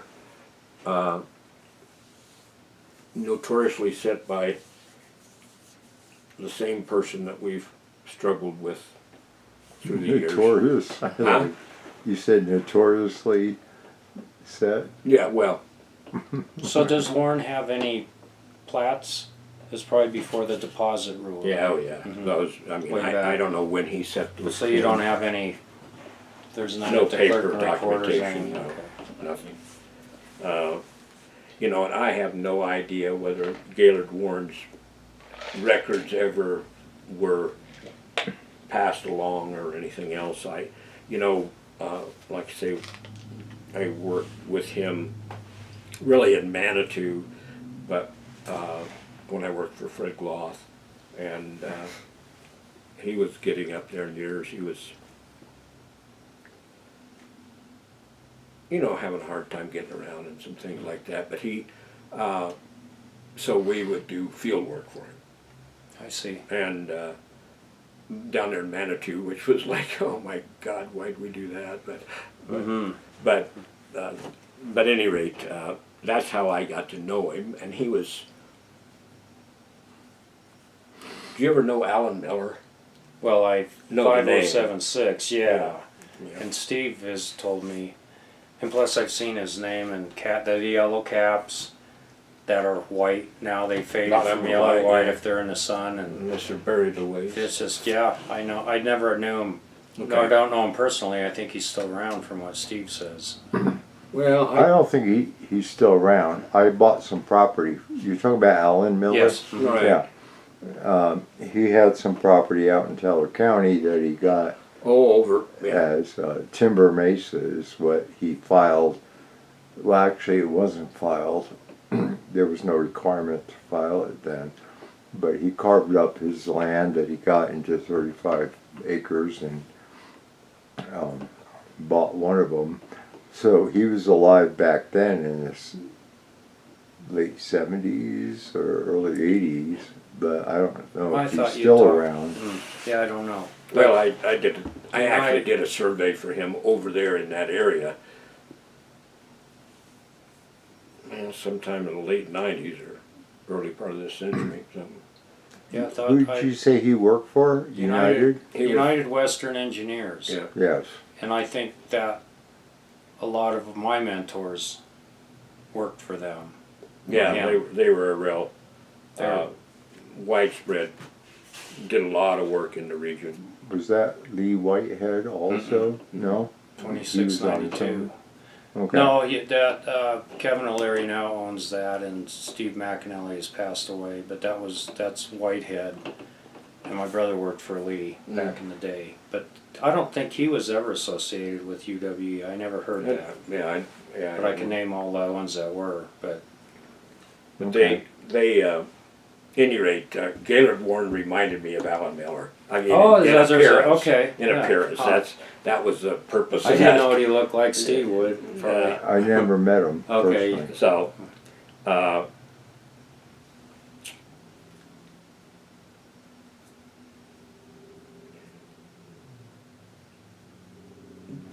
two things that exist. I mean, and this is related to Goldfield, Victor, Lawrence, is the fact that the boundaries are not easy to reproduce.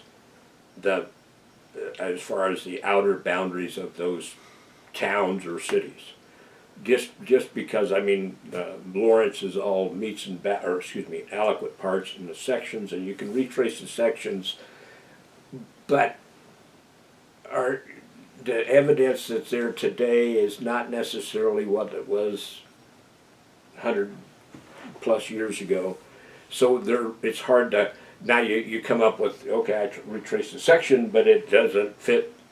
Yeah, it was Anything single else? proportioned in off the, like we were talking earlier. And it will not work. Does that mean like some platted lots might be outside the boundaries of an aliquot line? Is that what it It's is? conceivable, and I mean, I haven't done enough on the periphery of Lawrence to be able to really address that. I do know that it's, anything's possible like that, that you all of a sudden now you're going, these people have these lots and they have a fence there and so forth, but their lots are not within the real boundaries of Lawrence. I mean, I don't know that as a fact. Okay. I'm just saying that's a It's possibility. possible. But it's possible in any of these older towns. Right. Even as the one that's as fresh and new as Woodland Park. I mean, you can get some of the older parts of town that Yeah. you got problems with. But Lawrence, again, the important thing is about Lawrence and all those is recreating the boundaries, the outer boundary of those cities or towns is not simple, and there's not a lot of evidence. I mean, I have never found a corner on Lawrence on the outer boundary. So you never found those ones they call out on the plat No. of Lawrence? No. Okay. I'm not saying they're not there, but Right, yeah. some of that I've never really had the time or spent the time looking for them forever, because they were not. It wasn't important for what I was doing, Right. because stuff I was doing internally. The same here. It's. Uh, But I'm gonna look for Gaylord Warren's corners. WG Warren, William Gaylord Warren. He always went by Gaylord. And I don't recall his registration number, but it was pretty old. Mhm. So,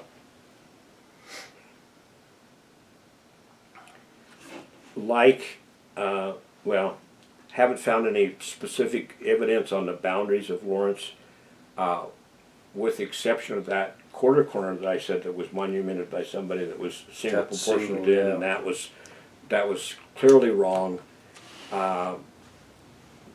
And I would rely on the mining claim corners that I found just That makes calls 300 to it. feet north or something, Mhm. that makes calls to it. Yeah. And where that, this is for your knowledge, Eric, where that quarter corner should be, there's like a pile of rocks that's really kind of strewn around and so forth. And there's a nail in that pile of rocks. But I have no knowledge of the history of that. But that, to me, is is much closer to than the survey cap and rebar or whatever that's 75 Oh, or 80 it's feet a- over there. Yeah, You know, so and it's the correct location of it. in fits our- those yeah. stones. Is that where you would refer to the surveyor's notes from BLM to see if it's an offset or something or not? Gonna have to rephrase that. Well, you question. originally, yeah, we would look at the notes, right? The original Absolutely. notes, yeah. 'Cause they Absolutely. make- yeah. But those notes from the BLM we're talking about the 1870 notes, that they're commonly pretty lacking, that they went, due north Yeah. half a mile and then they went another half a mile. And then they correct it up, right? Yeah. Set a hub, and then they correct it up with the stone. But sometimes they work, sometimes they don't. You would know more about Yeah. all of that. They're not in a correction section, are they? No. Okay. There's already enough confusion without that. Yeah. To somebody, somebody's correcting Section things that 6. shouldn't be. But, Yeah. Well. But at any rate, that's probably where I'm going to leave Victor and surrounding communities. Okay. There's no doubt that there's other stuff back in the cobwebs, but I'm not pulling it out right now. So the warning to other surveyors would be careful. Absolutely, be careful. But that's not just true in Cripple Creek and Victor and Goldfield and Lawrence and stuff. It's true in every place that somebody surveys. I mean, Really? surveyors should have what due diligence. They should thoroughly investigate what they're doing and not just automatically assume, oh, I found a pin, so it's right. Well, I always tell people anybody can set a rebar. Yeah. Anybody can move it. Please, and they say, I'm going to set a rebar after you set that hub or you point it at. I said, please do not do that. I've even Do heard not do stories of real estate agents that. Oh, carrying rebars around Yep. with them, right? pounding them in the ground Pound them in the ground. There's your corner, with their hand. Yeah. and Another. it's not been Another surveyed. issue. Okay. And that it comes to those of us that try to be professional and do a professional job as you weigh that evidence. You look at a rebar that theoretically was set in 1974, and you're looking at it, and it's got a clean cut on a shear where Yeah, it's or cut off. waffle hammer marks on it that Yeah, didn't and, even and exist. that's bright and shiny Yeah. on the surface, not a bit of dirt on it and stuff. It's like you're going, I don't think that's the original rebar. Well, back to Alan Miller, when you find those yellow caps, they prevail. And you can always rely on that's who did the subdivision and all that. So no, please don't set a rebar anywhere. Right. And So- there's Put a a fence lot of to- people that do that after the fact. or pipes even. I've seen Yeah. in the older days. Yeah. Well, that's not a good thing. Not really. No. So Eric, you had something you wanted to ask about County surveyors, if county surveyors and something else too. we are already. You already covered that. Yeah, Well, it was. you talked about it off camera. Yeah, it All right. was just how we learned in Well, survey procedure and go how ahead we used to do and it. get your questions out. Oh, I don't know I don't know with how long you've been around and everything, if you know the history of the county surveyors. I say that in a polite way. Yeah, sure you do. No. So, Yeah, I can sum up what I know about county surveyors That's pretty all I quickly. could ask for, yeah. I mean, obviously, before Kevin, I was the county surveyor. Okay, so it was Kevin Lloyd, and then you did it I was before after him. before him. Yes. Absolutely. So Kevin started after you were done. Right. Okay. you That's you good. both serve full terms. I served 2 terms. So 8 years that I 8 was a county years. surveyor. Kevin had 8 years. He had right? 13, but that was by appointment and Wow. other situations. Well, that's, but then my predecessor was Fred Glock. Okay, and Fred, I'm trying to get this written down here, but it's on video, so that's good. I can use that. Okay, so Kevin Lloyd, you, and then Fred, going back in time. Right. And how long was Fred? That I can't say that I know, but he was in there, I mean, that was before term limits. Mm-hmm. I went to work for Fred in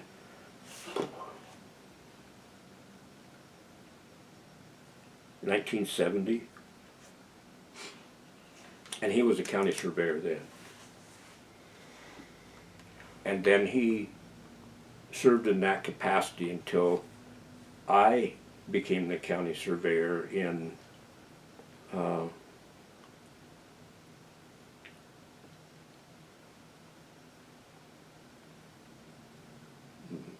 not remembering, the late 80s. So he was county surveyor for a lot of years. A lot of years. And then the only other county surveyor that I truly was aware of before Fred was A.B. Crosley. Crosley? Crosley. Yeah, I remember seeing that name on stuff. And you can see, every once in a while you'll see some things that are still has that name. Florissant Estates, I believe that's the one right out on the east side of Florissant.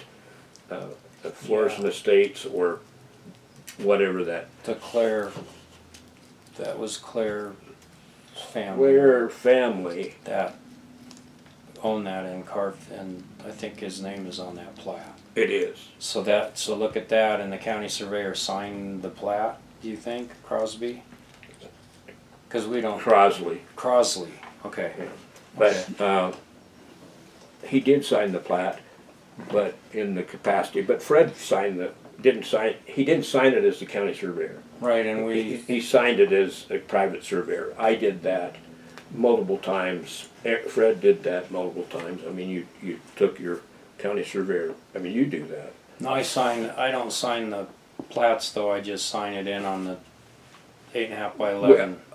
Okay, but I'm not talking about when you record the plats or deposit the plats. I'm talking about if you do a plat for Joe Smith that's a platted survey or platted subdivision, okay, you sign that plat. Right. And Crosley signed the plat in that capacity. That was not the county. But no. Fred Gloth, I was the first surveyor in Keller County and whatever that after the legislation, the statute came about that plats were deposited. You were the first, that was when that had happened? Yes. And then you deposit. Yes. Wait, Okay. so prior to that, there was no requirement for the county to have a county surveyor. That's not true. No, they've always been. They've been county surveyors since about 1952 or something. I just thought every county had to have one from the beginning. By statute. Mhm. By state statute, the county required a surveyor, a coroner, a clerk and recorder, assessor, Treasurer. and treasurer. Those are the things that are mandated by state law that exist. Now, But before that, there were still county surveyors in Teller County. not before the state statutes. Oh, really? Okay. So that was what year? Well, the state statutes, I mean, in 1876. No, I mean, that required a county surveyor. In 1876, they included the requirements in a county that the elected officials were assessor, treasurer, clerk and recorder, Oh, county that's coroner. in the 1800s. Yes. Okay, I And county missed surveyor. that. I'm sorry. Now, was there really anyone that fulfilled that role in Teller County? That's what I don't know.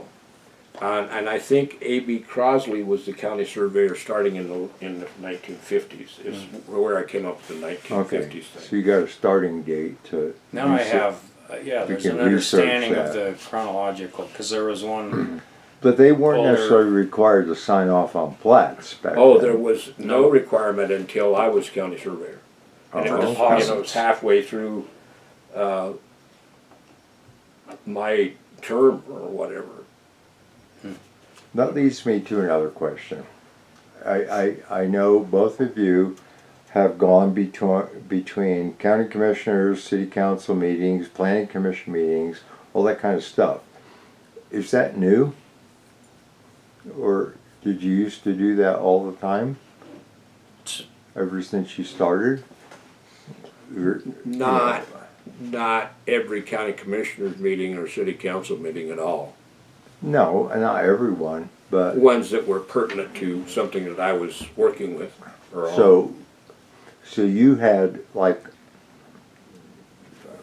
what was your first commissioner meeting or city council meeting where you were involved? Well, I still worked for Fred Gloth, and city council. What I can remember is Glenn Bolson was the mayor, and Ruann Voorhees was the city clerk or whatever. Mm-hmm. But that was when I worked. I mean, for Fred Gloth. But then even later, even after I left Fred's.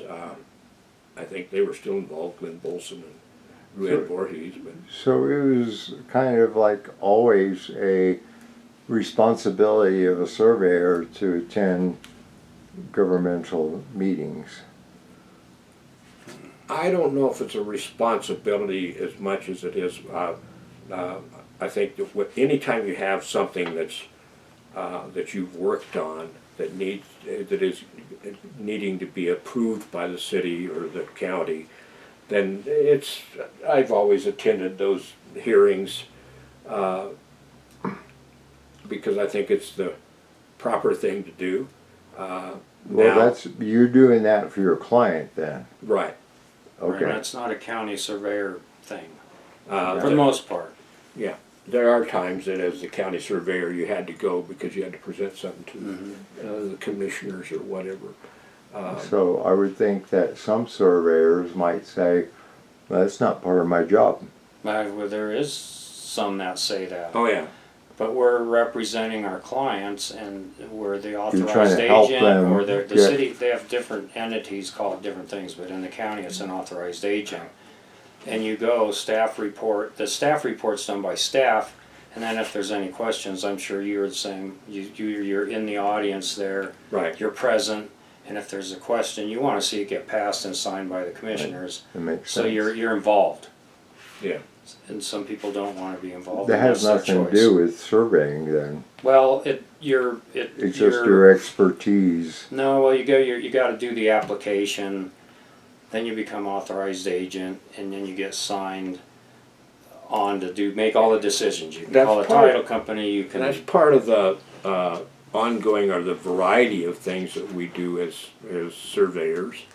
And of course, I can only speak for myself, and I believe Eric in that there's a lot of times that we're involved in assembling all the documentation that needs to be done for the plat or the application to the county or the city. And I mean, that could be maybe we have to correlate with an engineer to do a drainage study and whatever else, but we kind of assemble all that stuff and then submit that to the county or the city, and then go to those meetings to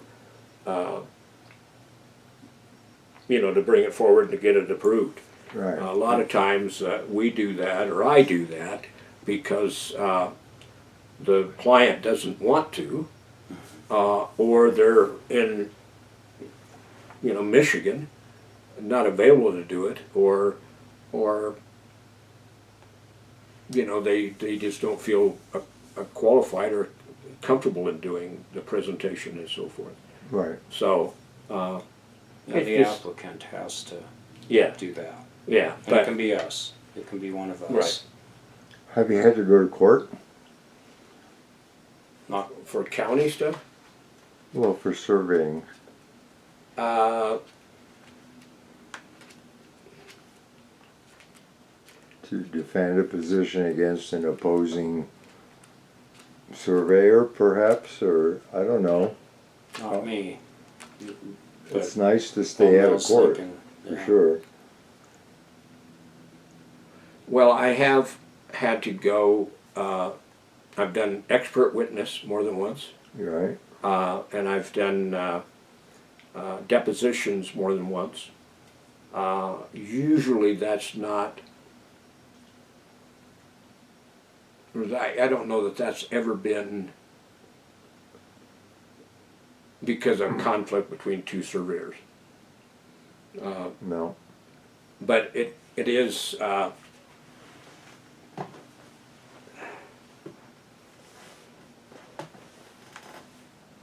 yeah, I mean, I pride myself in the fact that I've never been sued. So That is wonderful. That's I've always tried to do the jobs. I've kind of had taken this attitude that I do my work as though I'm going to be sued. So I make sure that I'm doing it thoroughly and professionally and complete. Lawsuits, you go into court in a lawsuit, even if you win the case, you lose because Yeah. of the time and money it costs you and everything else. But Right. I've been involved where I was an expert witness on a couple situations where a homeowners association sued a landowner, and then I was involved in surveying something over a conflict of boundaries or something like that, and then had to go into court as an expert witness and stuff like that. But not that I've been a party in a lawsuit. Okay, another question. When you get a call from somebody to do a survey, okay, I know you're kind of restricting yourself now these days, Mel, but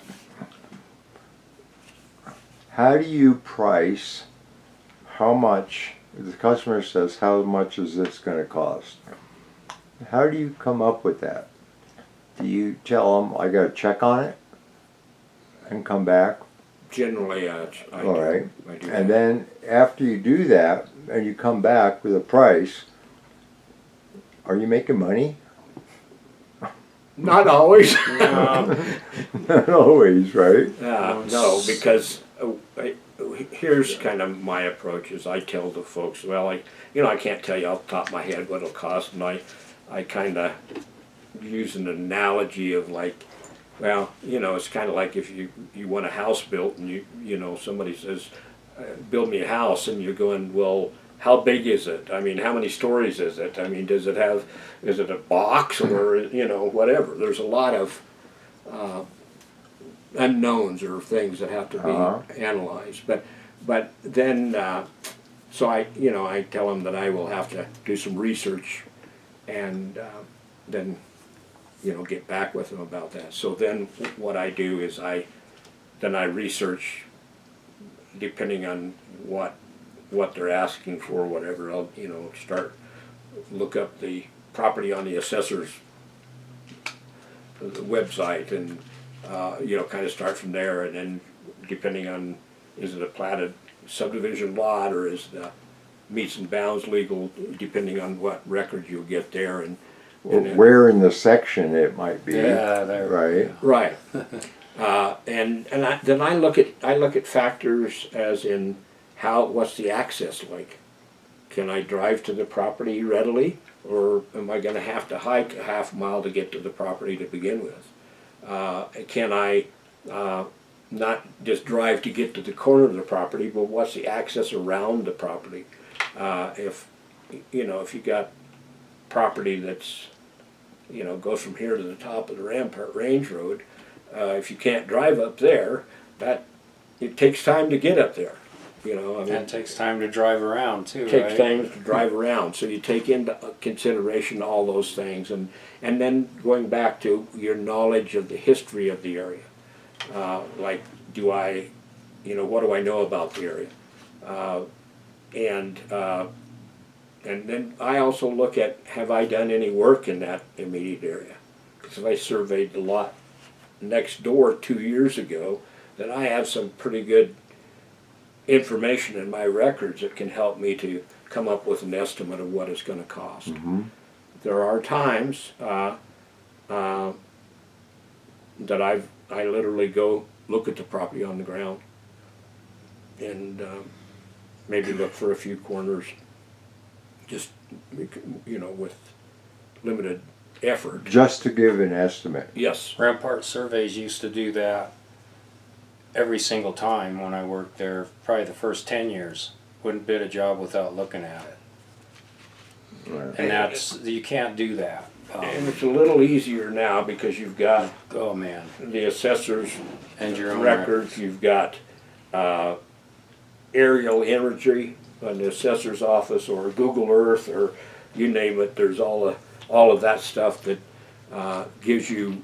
I mean, you look at Google Earth or county assessor's mapping and look and see if there's roads around the property or just a bunch of things like that. And then you look at things like, well, it was surveyed in 1999 by Eric, and then I'm going, okay, that's a good news. But if I look at it and it was surveyed in 1999 by other surveyors, Alpine Surveys or something.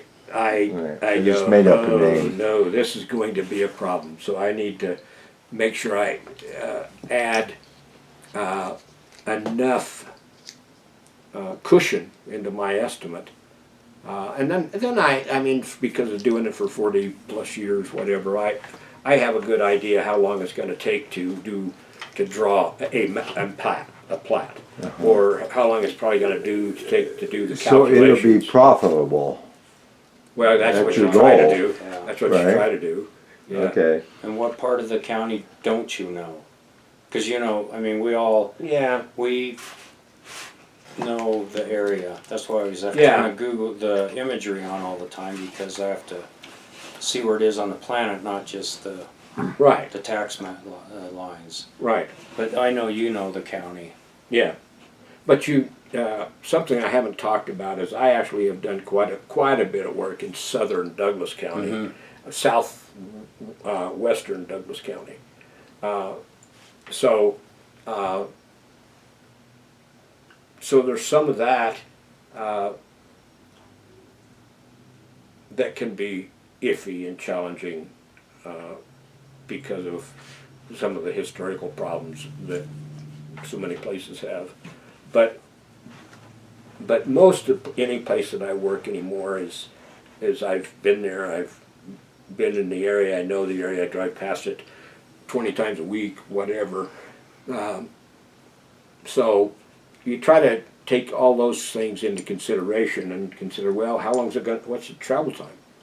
If I got to do a job, I live in Florissant. If I got to do a job down, in downtown Florissant, that's a 3-mile drive from my house. If I'm doing a job in Victor, or if I'm doing a job out by Deckers, you take into consider how much travel time is going to be involved, and put all of those things into the basket. So what happens when the client says, well, that's too expensive? Then I typically go, well, That's my cost. Yeah. that's what it's going to cost. I mean, I'm trying to be as fair with you as possible, but there's a lot That must involved happen in a lot. it. And if they, and I always, I mean, in the end, I'll always say, well, there are other surveyors. Mhm. You know, Yeah. Eric, same question. Yeah, and we do all kinds of different surveying too. You know, people don't know the difference between a land survey plat, improvement survey plat, Alta survey, so that affects the cost dramatically.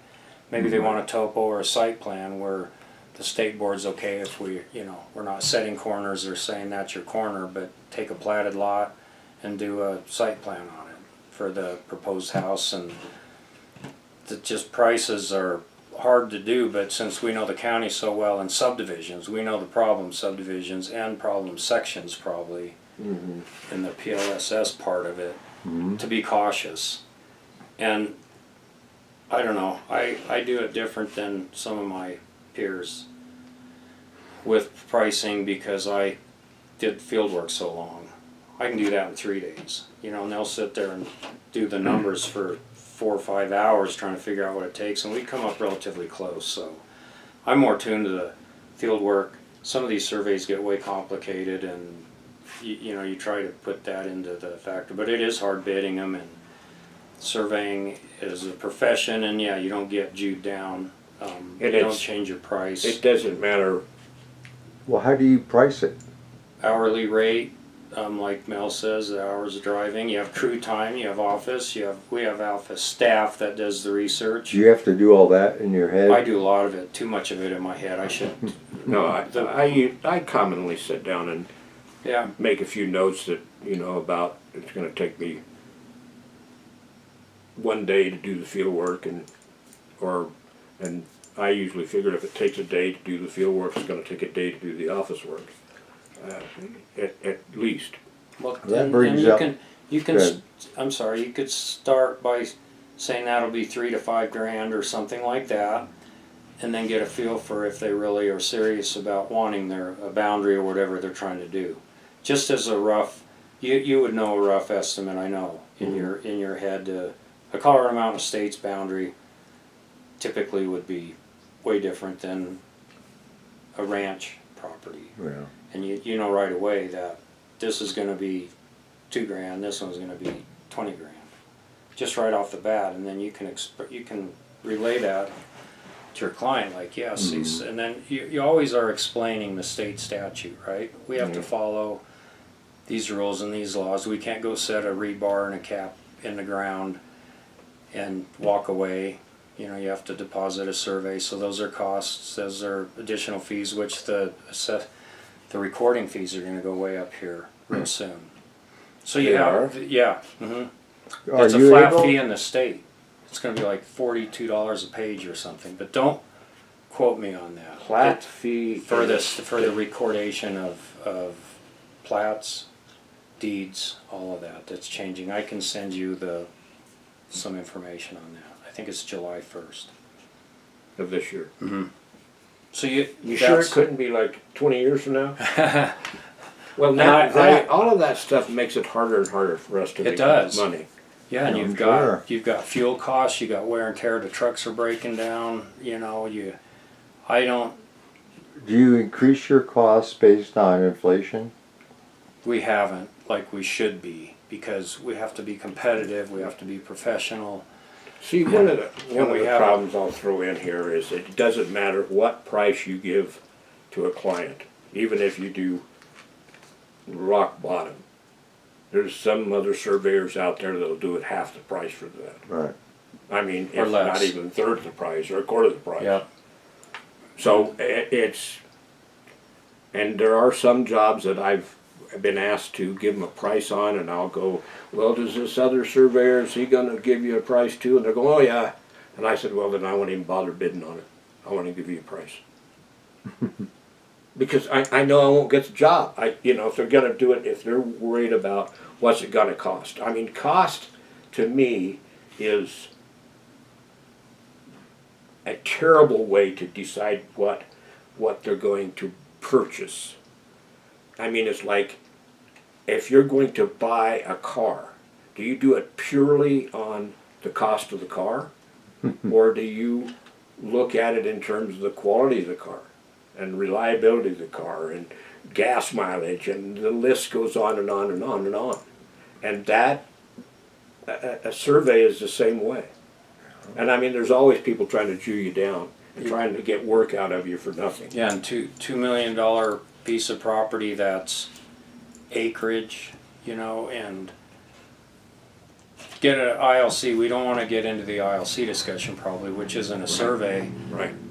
but that seems acceptable to some people. They don't know what that certification says on Right. it. Well, that brings me up to another question. Title insurance. Mhm. Okay. That's your expertise, Steve. Yeah. Well, it is, Because- and I've done it, and I do a lot for Eric. Eric, if I'm not mistaken, thinks it's very important. But in the old days, we never got requests from surveyors for title insurance to find out. They may have had some kind of evidence of title to work from, but that doesn't mean that's what's actually out there today. It could be old stuff.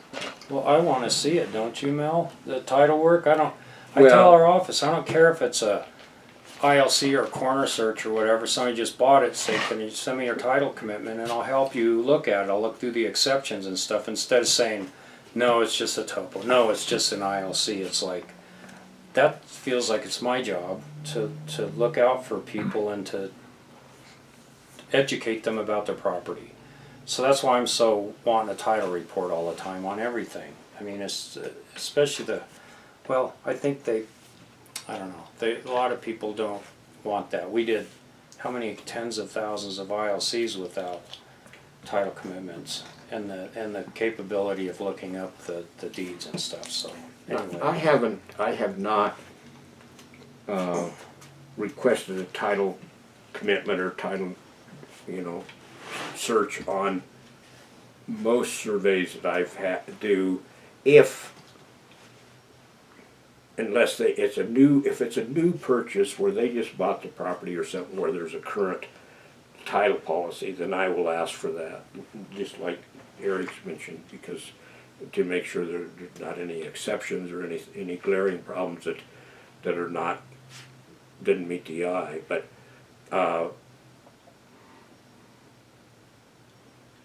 I don't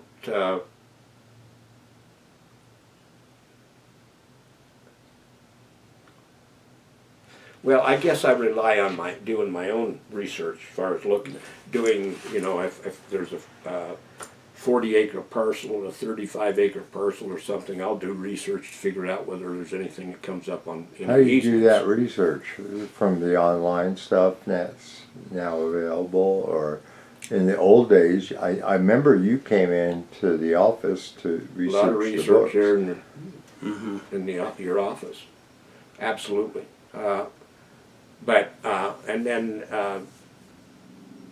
So if there's an easement crossing the property that you're surveyed, that was recorded after maybe some prior title policy that you had, so you know they own it and you're guaranteed up to that date, and they created an easement after that, how would you detect that easement? It may not be physically visible. Like, I don't know, sewer line easement.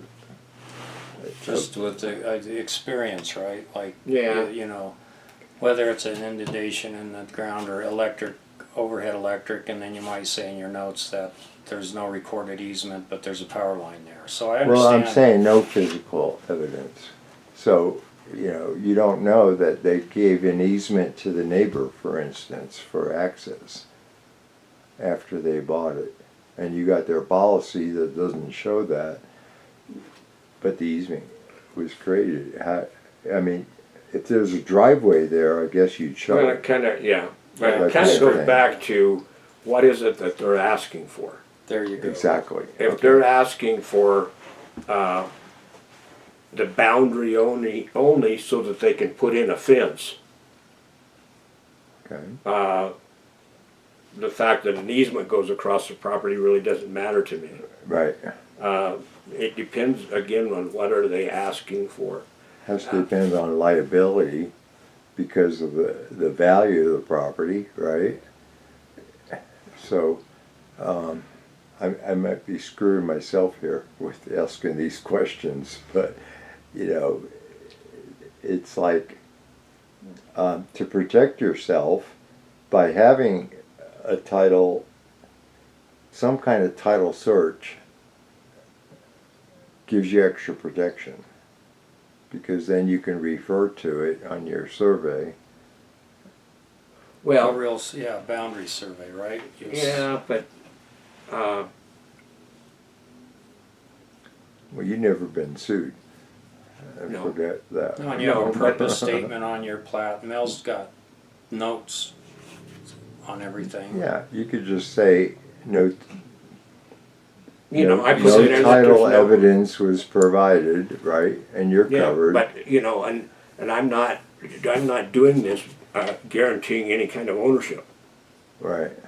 You know, it's the Or liens, even. yeah. Um, And I mean, if there are liens on that property, from me surveying the boundary, I couldn't care less if there's a lien on that Yeah. property. Yeah, and I was talking about if they offer it or say they have one. But Steve knows Well, if they all this offer it, complicated. Yeah, if they say we just closed through Fidelity or something. then I'll send always me your- ask for it, or That's I'll, right. you And know, if I know it's like a new purchase, then I'll commonly ask the, then, yeah, would that you close customer, or- yeah. Sure. uh, and do that'll you have a give you title your policy, kind of information. send it to me. Okay. Or I call Steve up a lot of times just to get opinion of if we've had some complicated ones lately that I wouldn't. Yeah, I mean it just is. It needs to be done, and I obviously don't pay for it. That I bring that up to the client and say the fees that it'll be. And Yeah, and if I do order, you know, order title work like that, I would pass that along to the, So what do you do when you're way over hours on what you originally estimated? I know. I know how to answer. I don't want to interrupt Mel, but I worked. Kevin, yeah, the end up companies. eating it. You do, and you do the right thing, and that's my opinion. And I don't want to speak for Mel, but I already know. If you don't, because of money, you don't cut it off. And I do, Wayne I Clark. do what's required to do the job right, Mm-hmm. and if I'm the one that ends up losing, then that's the way it is. Okay. I sleep at You night just- because I did the job That's right. So That's- it's part of profit and loss, and And then, I mean, there are some jobs that I have that, you know, that's kind of like if this happened then, and you know, where I will say, okay, I'll go to this point, and if this, you know, something doesn't work, then I'm gonna add more money to it or cost to it. But well, those do you ever establish payment ahead of time? sometimes, You Sometimes. have to, yeah, formal proposal. Yeah, like Yeah, I've usually- already done this. It's going to cost you another 10,000, but I need to be paid for this now because this is the work I've done. If you want me to go forward, it could cost you this. That's what I mean. yeah, that's, You have that You situation. like to go into it if it's a complicated area. Say I got to have a day or two there, and then I'll give you a price. Now I don't know. It's kind of a common sense kind of. But unfortunately, most of your customers don't understand what you're really talking about. That's why you try to explain them, and I get them all mixed up, and I go, you know me, I go all over the. So it's hard to explain, but I try to. well, and yeah, most people do not understand surveying. Right. Why can't you You set know, my corner off of Google Earth? Yeah, well, I'm just gonna say that how many people call up and go, well, I surveyed my property this week, I had my garden out I there. set my corners myself. Yeah. I heard. Yeah, my realtor came out with his GPS yeah. and showed me the corner. They said it would be easy. Yeah. Yeah, I mean, and that's a Red flag. the technology of today also is a misfortune for surveyors because of everybody decides they're an expert or they're a surveyor or Yeah. whatever. You hit I that. can measure better than you, and that's when the pincushion effect takes place. So that's a whole nother thing. I think we talked about that. multiple corners representing the same position, or the same deed So- or plat. So my last question to you is that we're at 51 minutes of the third segment, so we're close to, we're probably about 2.5 hours or more into this. Would you like to continue? Do you want to take a break? I'm okay either way. I want to say a couple things, but then I want to maybe call it a day. All right, Uh, this is your time. what I was going to come up with as far as this title policy and things like that is that those don't protect. Well, they protect the surveyor to a certain degree, but they aren't the end-all, catch-all, fix-all answers, because an example that I have is that lots of years ago down in Colorado Springs did this right along like at Bijou and I-25, or somewhere right in there on the west side. We did this little subdivision thing that was like office condominiums. But regardless, it was kind of a small piece of property chopped off by I-25, and a lot of noise working there. Mm-hmm. Oh yeah. I mean, everything else, but I researched records, but I also got a title policy that,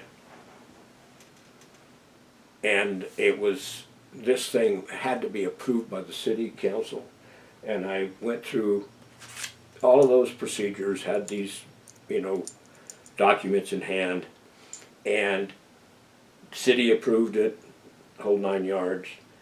So they start building one of these condominium buildings. And one of the first things they did in excavating is they ran into a concrete water line. And, well, what it was is that part of the street, and it might not have been Bijou, but whatever it was, in that part of the street, they had vacated the street previously, years before, but did not reserve any easements for the underground utilities.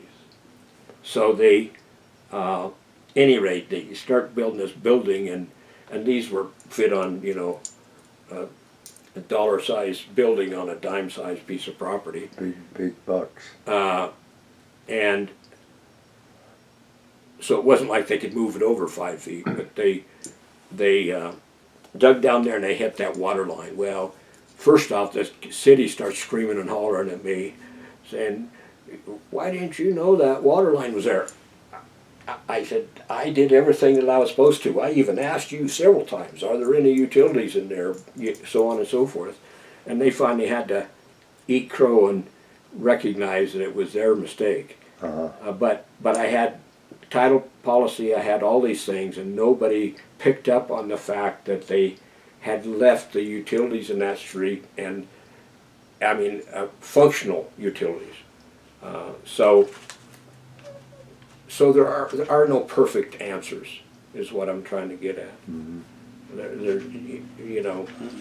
And Yeah, and just to clarify that a little bit, is that the policy that you relied on should have been an owner's policy, not just a lender's policy. well, and I don't remember what it was. I don't Okay, remember. but if you had an owner's policy and it turned out that the title company missed something, and there would be a claim against that title policy, right? Yeah, All right, and that would extend to the owner,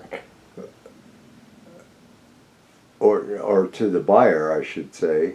It probably would be the current owner, who then gets sued by the city because they had a right to have it, right? So that extends back there. Then it would require you, if they came after you for not showing it, the owner's got the problem, right? So if the owner tried to come back to you because you didn't show on the survey or something, and you rely on the owner's policy, then in effect, you probably were protected. But the Oh, I didn't, ended up that I had no liability in that. Yeah, well, I I know. mean, they didn't come after me at all. I mean, it just, you know. The initial, when the hoe hit the line, Yeah, Yeah, you get a phone call. yeah, you bypassed that whole process. But the worst case would have been that the owner came after you for not showing it.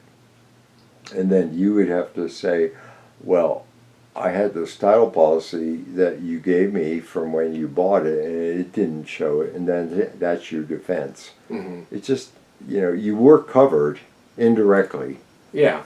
even that's- though you weren't named on the title no, insurance. The mistake was that there were utilities in that street and the city vacated it and nobody picked up on the fact that, hey, Right. there's utilities there. Yeah, Yeah, so that is on the Yeah. city, right? Yeah. Yeah. yeah, it is. It goes back There's a to the city. resolution for the vacation of the right of way. So my point about that is that there's always things that can happen that you never anticipate. You just, Oh yeah, uh, sounds good. so All right.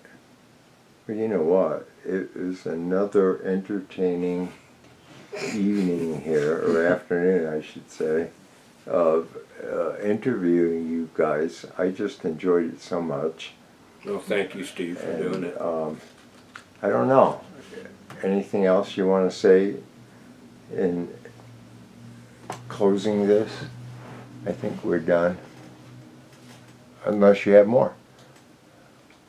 I'm done for today. You're done for today. Eric, I'm done. you're done? Yeah. All right. Well, then I think we can actually end this thing here. And then next time, if there is a next time, we can do this again. All right. Bye, guys.